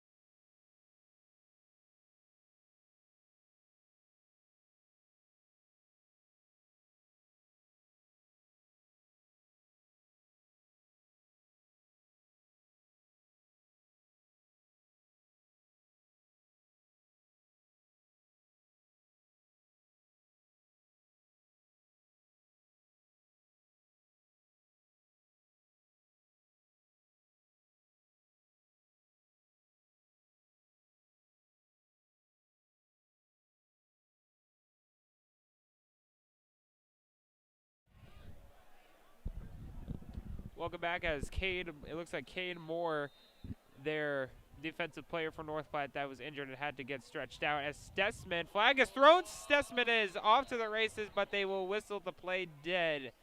Oh man, it looks like Stessman was just turning on just accelerating his legs as he was off the races, but then the refs just called the play dead. It'll be a penalty. A legal substitution of all things. Wasn't even a hold, so I mean the run was technically legal in and of itself. And man, poor Jack Stessman, that was just his 5th carry, and if he had been able to find the end zone, it would have been well over 100 yards and would have had 3 touchdowns as well. So Stessman having a very productive night, and see if Prep up by quite a wide margin. Probably wants to give Shamar Brown a bit more of a rest. He's already at 18 carries, so expect a heavy dose of Stessman going forward, and looks like he'll take the snap again. Yernicke lines up at the bottom. It'll be now 2nd down at about 13. Stessman on the handoff. He'll take it and might get back to the little about gain a yard or 2. It'll be 3rd down about 11 as Stessman back-to-back plays. He has done the Wildcat as looks like Piernicki. Stessman does go back to the sideline this time. It'll be 3rd and 11. 2:35 left in the 3rd quarter. Stessman's read option, bit boomer bust, a lot like that fake toss handoff to George Egan play Prep has been running. 3rd and 11. Piernicki fakes the throw and tries to find Kirkwood and just off the mark. Incomplete, looking for Kirkwood. Yeah, hard to tell from this angle. Thought the defender might have gotten there a little bit early and got the hand wrapped around Kirkwood, but the ball might not have been catchable either. So probably the proper call there to make a no call for the officials. But 4th down coming up, and North Platte defense maybe arrived to the party a little bit too late, but they're certainly making some good plays and holding Prep dead silent in the 2nd half. Impressive stuff. 0 points by either team so far in the quarter. 3rd punt for Luke Fenton this half. As looks like, I think it was Jack Kirkwood who was right in front of Colton Tilford as Tilford caught that punt. And it'll be a North Platte ball near, looks like it'll be near the 40. Yeah, Kirkwood got way up in his grill. I think he might have been a bit surprised with how high Fenton's punt was. He's gotten a couple of those way up in the air tonight and has given North Platte no chance at a return. But decent starting field position at the 41. We'll see if the Bulldogs can do anything with it. Trying to execute here.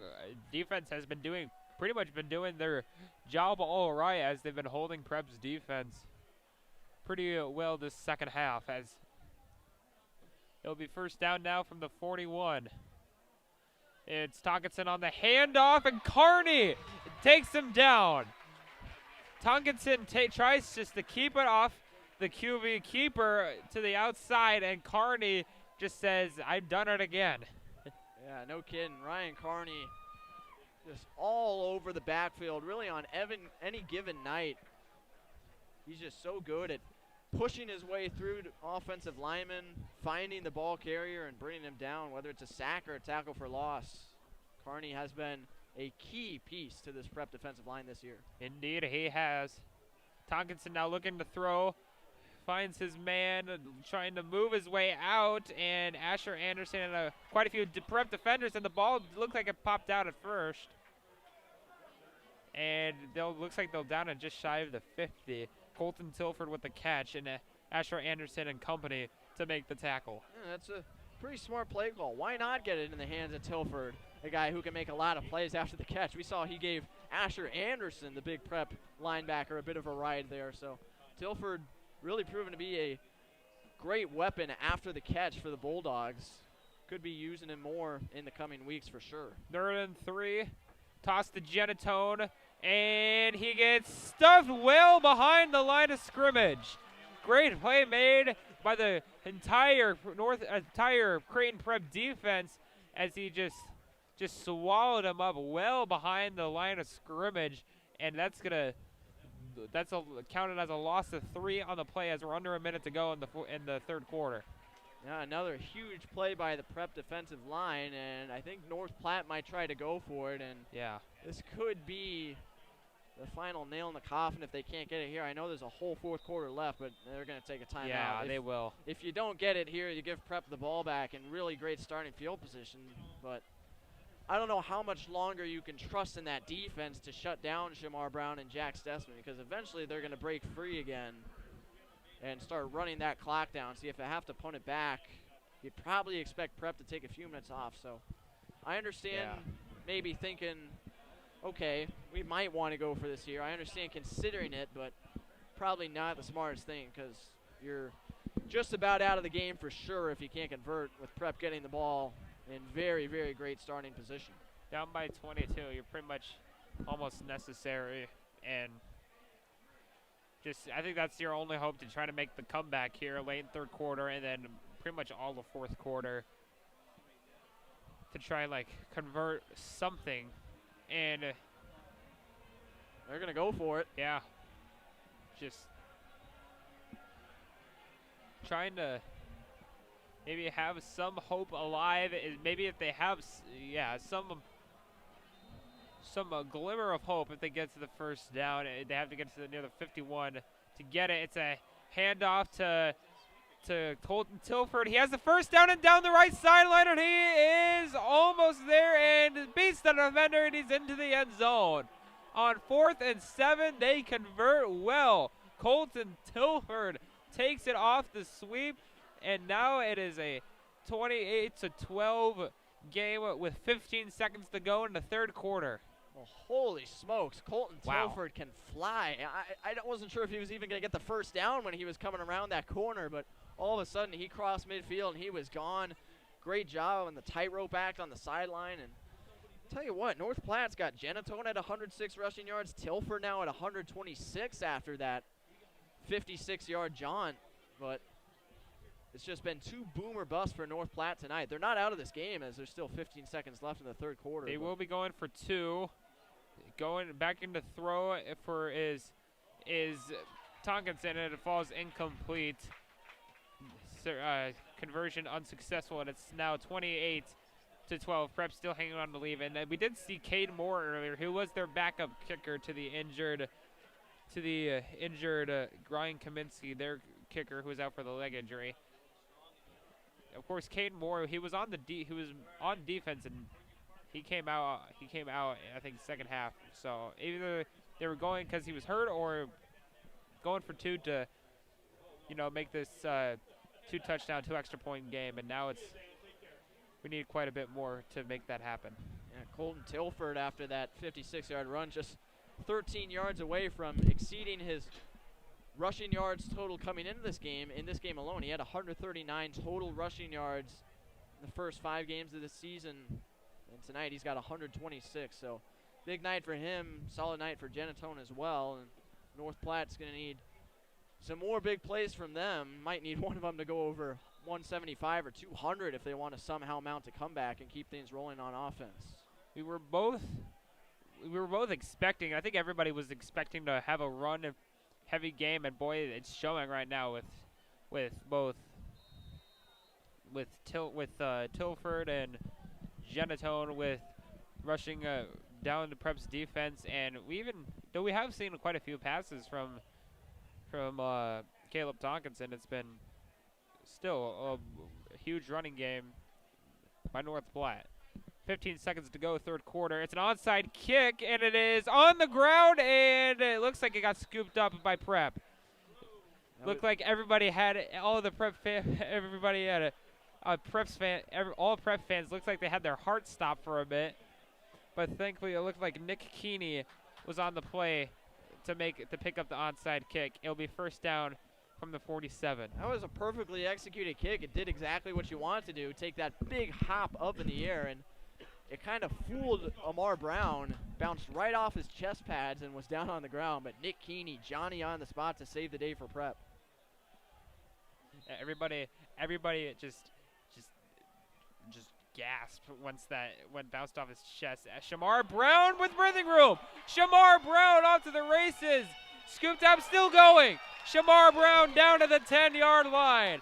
Tough running play made as the third quarter comes to a close.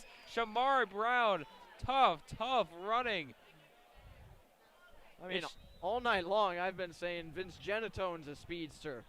Colton Tilford's a speedster. How about Shamar Brown? The acceleration to get out of the line of scrimmage is unbelievable, and that's how we'll go to the fourth quarter. Shamar Brown over 100 rushing yards again. Amazing sight to see it. 28-12 Prep lead over North Platte. We'll be back.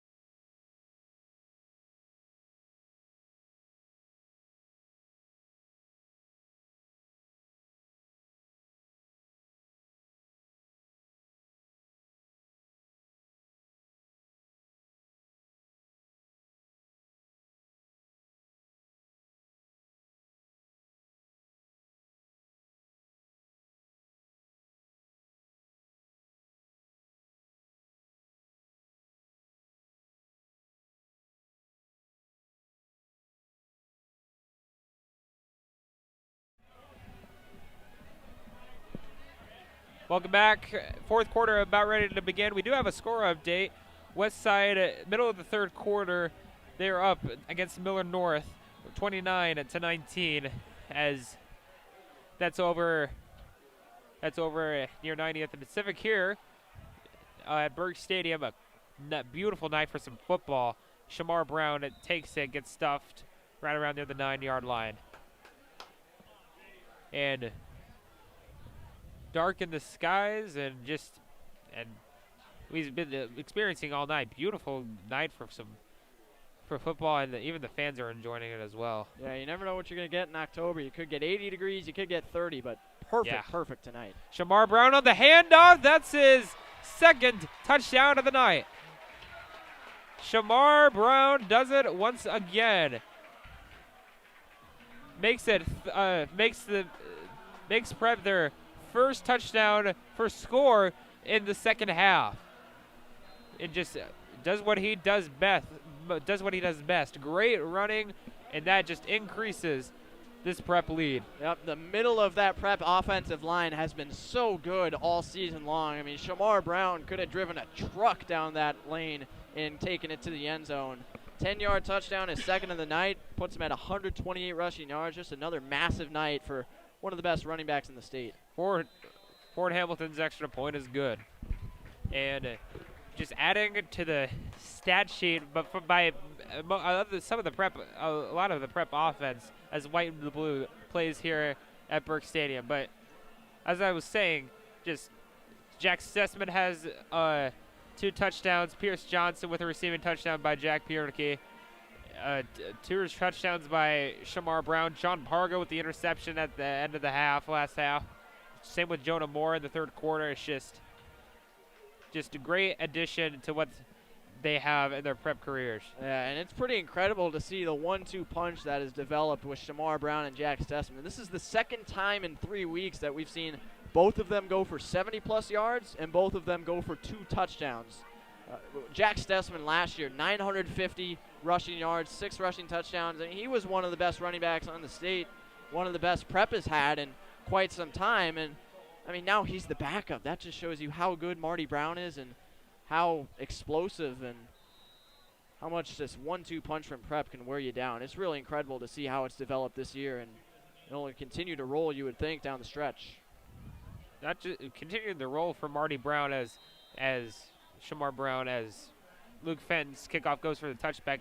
And Shamar Brown's only a junior. Jack Stessman is a senior this year, and we still have quite a few ways to go for some of these players, both on offense and on junior defense, that are all juniors. Well, yeah, and I tell you what, Brown's a junior. Cole Jarrett is a junior. Sam Sledge is a junior. John Pargo on defense. Rocco Marcelino. I mean, that offensive line, that running game for Prep is going to be a force next year. I mean, yeah, you're basically bringing back the entire offensive line plus Shamar Brown. It's going to be scary. Indeed it is. As a quick handoff, and we've been seeing it most of the night. Just Prep's defensive line is stuffed up through, runs through the middle. Believe it was Brock Robley on the handoff, from Vince Jenner, or from Caleb Tonkinson. Yep. And everything about that works in Prep's favor. Minimal yardage gain, clock running. Tonkinson to throw, finds his man, and he's opening up to the races. Cole Ryan finally getting tackled near the 40-yard line as Pargo helps him up. It's a great gain made, and that was now inside of the 12. And that is just what you've been wanting to see, and now just trying to test out this defense now. And it's now first down from the 40, about a gain of about 30-ish. 39. 39, yeah.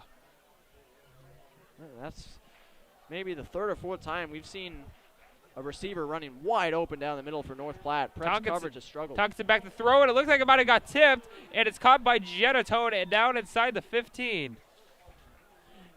Vince Genatone now catching the ball this time as he makes the grab right there, and that puts them into the red zone as he's down near the 15-yard line. Genatone showing off his full skill set tonight. This is exactly what you want if you're a Bulldog fan. Offense getting down the field quickly, not taking much time at all.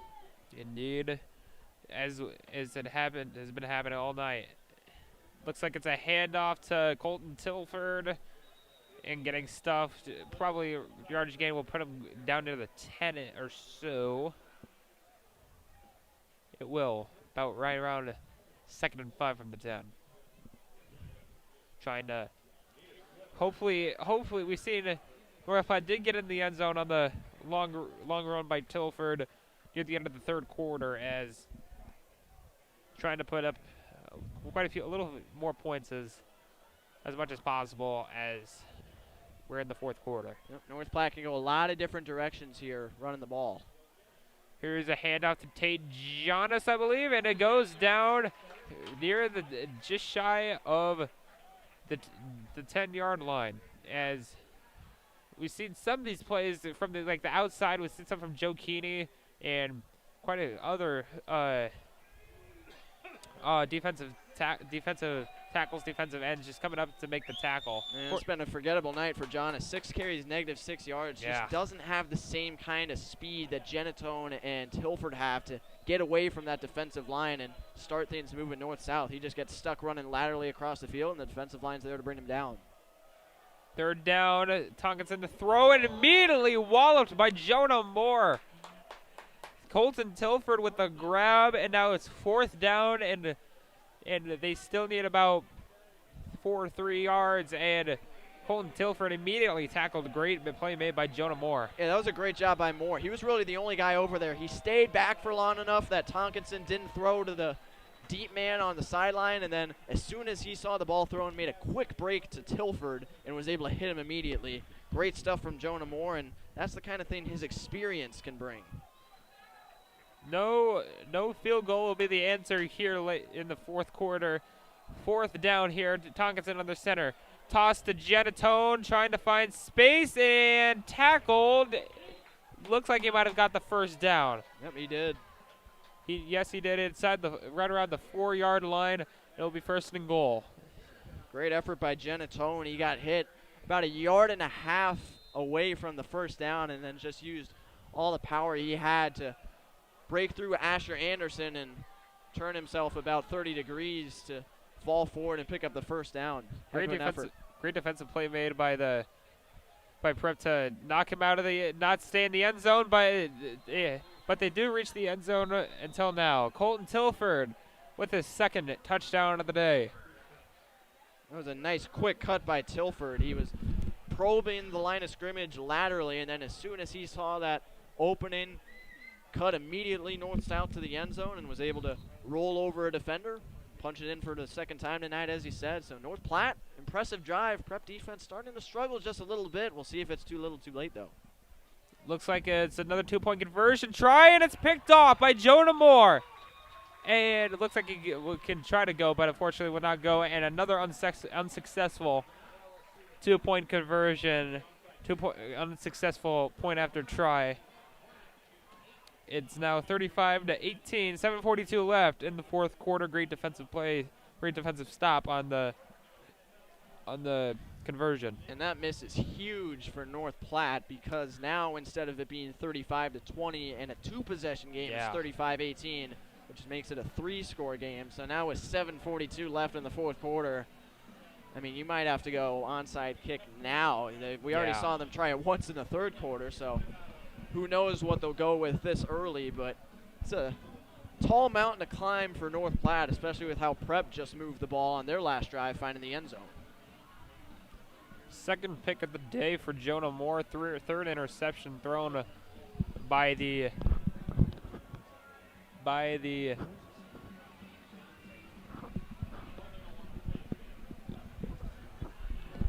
great defensive play made by the defense. Unfortunately, they did let up the touchdown, and now just trying to hope North Platte does no more. But they are showing a heavy front on the 50-yard line, so we are pretty much expecting an onside kick. Kickoff to the right, and is it? Yeah, you got to break out the "you can't do that" chance. You can't touch it. You can't touch it less than 10 yards away from where it was kicked, and they touched it at 7. So that's Prep ball, despite North Platte recovering it. And we also want to say happy birthday to Coach Moose. Oh yeah, Coach Moose. Coach Moose looks like he should be in line to get a nice big win over North Platte for his birthday, assuming Prep can hold things down with 7:42 left in the 4th quarter. It's good.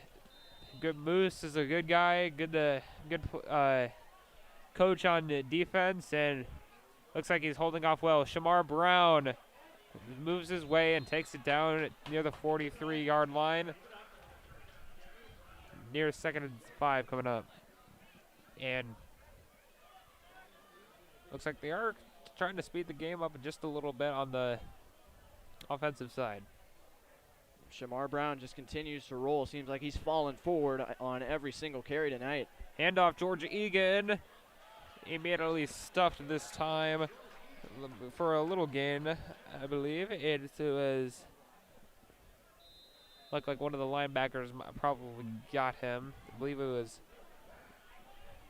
might have been Brock Robley playing middle linebacker. Got the tackle. First down, Shamar Brown. Just shy of 30 near the 32-yard line. It's just been really impressive to see the yards per carry totals for Prep tonight. Shamar Brown just under 6. Jack Stessman 14. George Egan 10. I mean, Prep is just getting such positive yardage with each time they hand it off. That's a great recipe to move the ball down the field, which they've done at will tonight. Looks like Shamar Brown might have moved quite a bit, and we'll be calling a false start. They'll be getting backed up at 5. Oh, more yards for the running backs, I guess, with the way things have gone tonight. Penalties, Prep has committed not as many of them as we've seen in the past. They've done a nice job staying disciplined offensively, but even when they have had false starts and holdings, they've been able to overcome them quite well. And did they have second and 11 from the North Platte 37-yard line? Handoff Shamar Brown. Edges away from the pile, and a good second effort, and he takes it down near the 30. Third down at about 4 coming up. Yeah, I love that last reach at the end by Shamar Brown, just trying to get every last yard for his team. He's such a humble guy, such a team player, never really thinking of himself on offense. Just doing what he can to get extra yardage, put his team in a positive position to score touchdowns and win games, and he's got him in a good third down spot. Probably he'll be getting the ball again. Third down and 4. George Egan at fullback, Shamar Brown and running back. Piernicky now under center. And he does get it. Shamar Brown looks like he does get the first down, and he'll put him down at the 25-yard line. 148 yards now in the night for Brown. That's good for his second highest total of the season. Yeah. Second only to his 250-yard output last week against Millard West. But 148 yards against a team that's used to playing a run versus run type of game with North Platte. That's very impressive. And against Lincoln Northeast, Papio South, Shamar Brown's got a chance to have some really big games because those teams are pretty mediocre at best. First down from the 25, Piernicky on their center. Handoff, George Egan trying to burst his space, tries to bang his way through, and is down near the 20-yard line. George Egan, one of the good tough player on the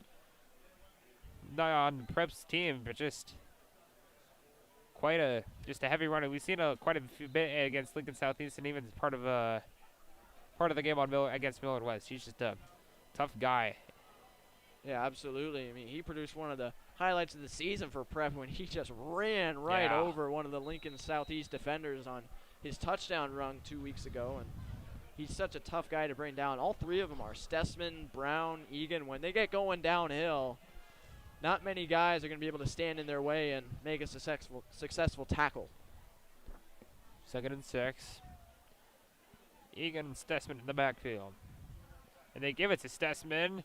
Tough running, finds the edge, and it's down to the 6. Finds hole, great job by the offensive line finding the hole to just burst up through. And now Jack Stessman with a great run, and it's down at the 6. First and goal.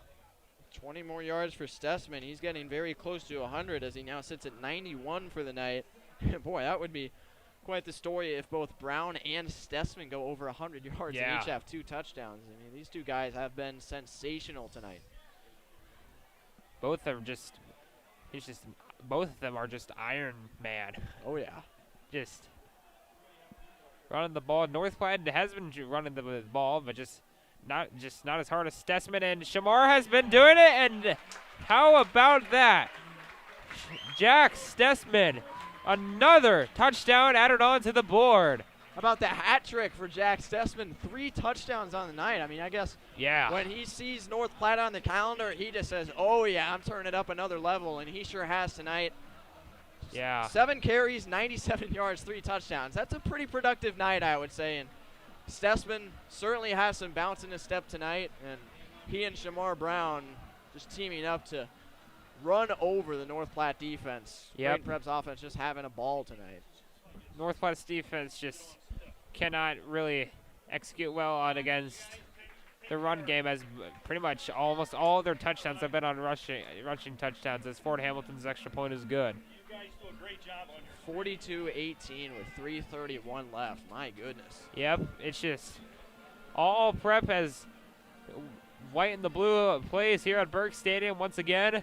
It's been a great night, a great win here at Burke Stadium once again. It has just been all Prep pretty much most of the night. They have been just well executed and just playing some great football. Yeah, and that's 3 straight games now for Prep with 28 or more points against quality opponents. Lincoln Southeast was a top 5 team when Prep played them. Millard West, number 8 when Prep played them. And now North Platte, a team that's kind of bounced in and out of the top 10 this year.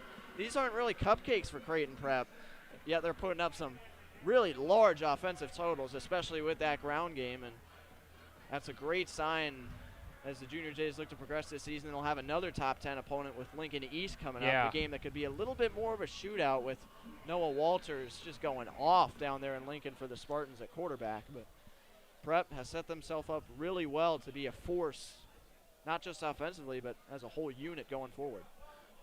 Prep's next 3 games, they go at Lincoln Northeast, then at Papiola Vista South, and then they end off here at Burke Stadium against Lincoln Southeast in about 3 weeks. For North Platte, looks like they go back home against Lincoln East, so, and then go next 2 road games at Millard West and at Columbus. So for North Platte, do have another tough opponent against Lincoln East, and then Millard West, who just was kind of. We watched some of the Lincoln East last game. Is wide open as Colton Tilford down the sideline and tripped up by Zach McClay out near the 45. Great defensive play made, and Colton Tilford still down near the sideline, still trying not to. Looks like he's getting stretched out by one of the trainers on the sideline. Well, I tell you what. I know the score is lopsided and it's ugly if you're a North Platte fan, but one thing you can take away from this game is that, hey, they can throw the ball. Caleb Tonkinson is a more than capable passer. You've got guys that can get open in Cole Wright, Vince Genatone, and Colton Tilford, who's having a massive game tonight. Passing game could be a little bit more of a threat, could be used to more of a North Platte's benefit going forward. It's certainly been explosive at times tonight when it's been in rhythm, in sync, and on target. A good gain. Tonkinson throws the ball. He has quite a few passing yards, quite a few more than he did the past few games, of course. Tilford is over 200 yards from scrimmage, 135 rushing yards, 66 receiving yards, and 2 touchdowns. He's only got 11 touches as well. So big play after big play coming from number 1 in white tonight. Indeed, it has been. The pause is on the field. Like something with Cole Wright, talking with one of the coaches on the sidelines. 3:24 left. Not sure what's going on. I don't know. Here. Get the Jeopardy music again. Yeah, no kidding. Yeah. 3:24 left. Prep 42. North Oh, Platte I 18. see. I see it now. It's down at the 40. Yeah, they still got Tilford injured. Oh, yeah. Yep. I was wondering. I did see that on the sideline. I Yeah. wonder if they were. Yeah, I couldn't see it with the background of the sideline, but Tilford is down and being worked on at the 39 of Prep. So yeah, never mind Yeah. then.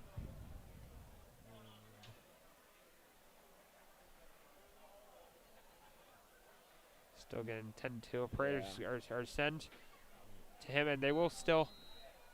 Oh wait, never mind. Yep, never mind. They're gonna run the play. It looks like. Yeah. And it looks like a flag is thrown, and it looked like maybe he's tried a little substitution error against the Prep's defense. Yeah, so it was Tabor who was expecting them to wait until the player got up for them to run the play, but then the referees blew the whistle, they were on the play, and he was like, heck, I got to get off the field here, and he just couldn't get off in time. But we're at 1st and 5 now at the 40. Tough break for Prep. Good. Trying to. Clock continues to run. 3:23 left. Tonkinson the throw. Finds his man. Tipped up in the air, and it's caught. Tipped up in the air. Some of the defensive players were thinking, hey, where's the ball? Should maybe going for the interception instead. Cole Wright gets his own pass, gets his own tip pass, and a great gain. And the ball's on to 22. Yeah, I tell you what, I was thinking, where was the ball, too? Great concentration from Cole Wright, reaching back with his left hand, I believe it was, and then making the catch on the tip. Here is Genatone trying to burst toward the line of scrimmage, and it doesn't look like he'll get any too much. Getting chased down by the Prep defense, who's been pretty much has been doing its job, especially in the first half.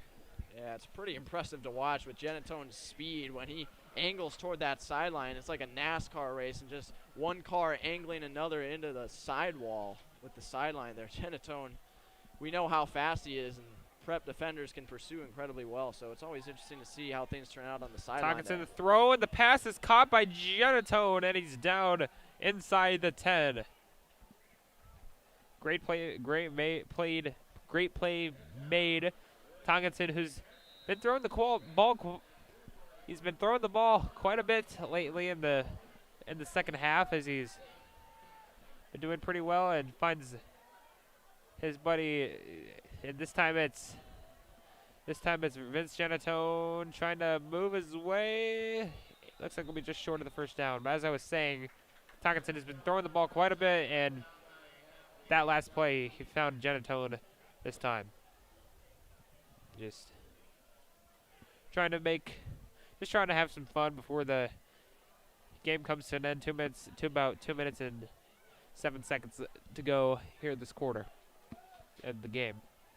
We'll see if North Platte can punch it in and try and get some momentum going into next week here. Here's a handoff. I believe it's to Brock Robley, and that's just gonna go nowhere. It'll be 3rd down at near the 3-yard line. Middle of that Prep defensive line just continues to be stout. See if North Platte tries some kind of misdirection or toss play to the outside with Genatone. I'd be highly expectant of that if you're Creighton Prep. Already scored on it with Tilford once. Yeah, probably is in the backfield. They toss it. I believe this is to Jonas, and he walks into the end zone. Tate Jonas with to add a touchdown to the board, and that decreases the deficit here with 1:22 left to go in the 4th quarter. Definitely a good sign going forward for North Platte, able to mix and match the run and pass very well on that drive. Efficient in both senses, and able to cap it off with the 4-yard touchdown run from Jonas. Definitely a good sign. The 2-point conversion, handoff to Genatone. Looks like he's stuffed. Tackled as short on the first down. North Platte is 0 for 4 today on PATs today in conversions after touchdowns. 0 for 4. Just great hold on by the defense that last play, and it's 42-24. So with 2 timeouts left for North Platte and 1:22 on the clock, all Prep will need is a few seconds off the clock on the kickoff or just 1 first down, and it'll be in the books. But North Platte, I know it's a pretty lopsided score, and I know the defense had its struggles tonight against Prep's buzzsaw offense, turning in 6 touchdowns. But Bulldogs able to find the end zone 4 times. Yeah. Well, the 24 can be deceiving. It's just from going 0 for 4 on the 2-point tries. But 4 touchdowns for the Bulldogs. They threw the ball way better than they have in any other game this season. It was interesting comparing this one to their blowout loss, 42-14 against Kearney back in week 3. That game, they got down early, couldn't throw the ball at all. But now this one, they've been able to throw it and been able to put some more points up on the board. So definitely something to consider, and could help them quite a bit moving into next week as they take on the high-flying Lincoln East offense. They'll have to try and run with them in a shootout if they want to win that game. But they've proven to have the passing game to potentially do it. It is a kick toward the middle of the field, and rolling out of bounds. It's going to be taken by Mike Barrett, and he'll go just shy of right around the 20-yard line.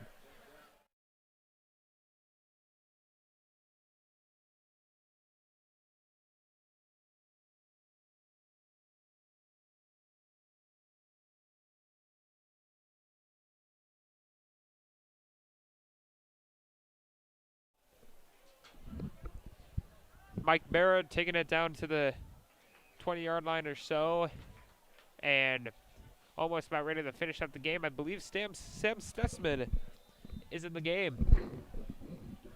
Is Jack Piernke out? This is when out. Sam Stessman now in the game. First down in the 19, 120 left to play. Here's a handoff.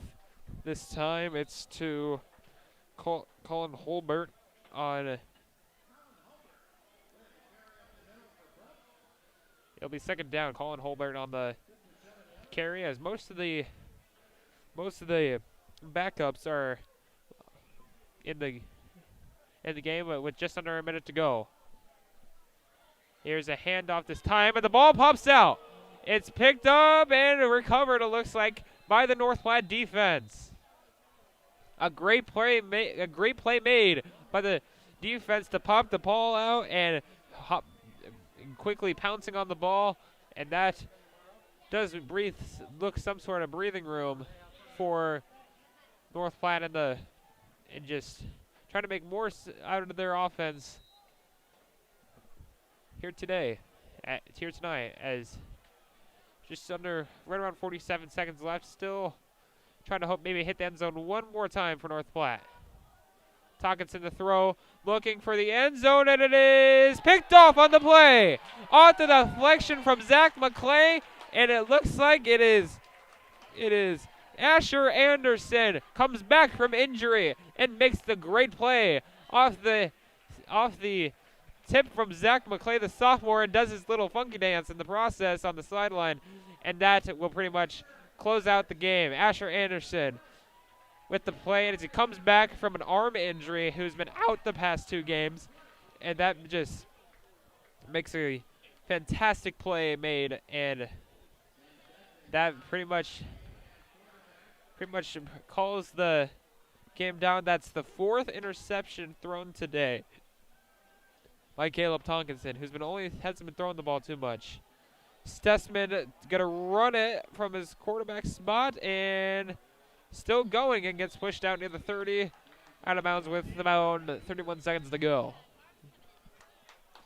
Going back to that last play, we've seen great execution. Tonkinson just throws it up, looking for, I believe from what I can remember, he was looking up for Cole Wright on the play, and it's just Zach McClay was there, the sophomore, to set the ball up, and then Asher Anderson makes the pick and makes the play, and pretty much closes the book here at Burke Stadium tonight.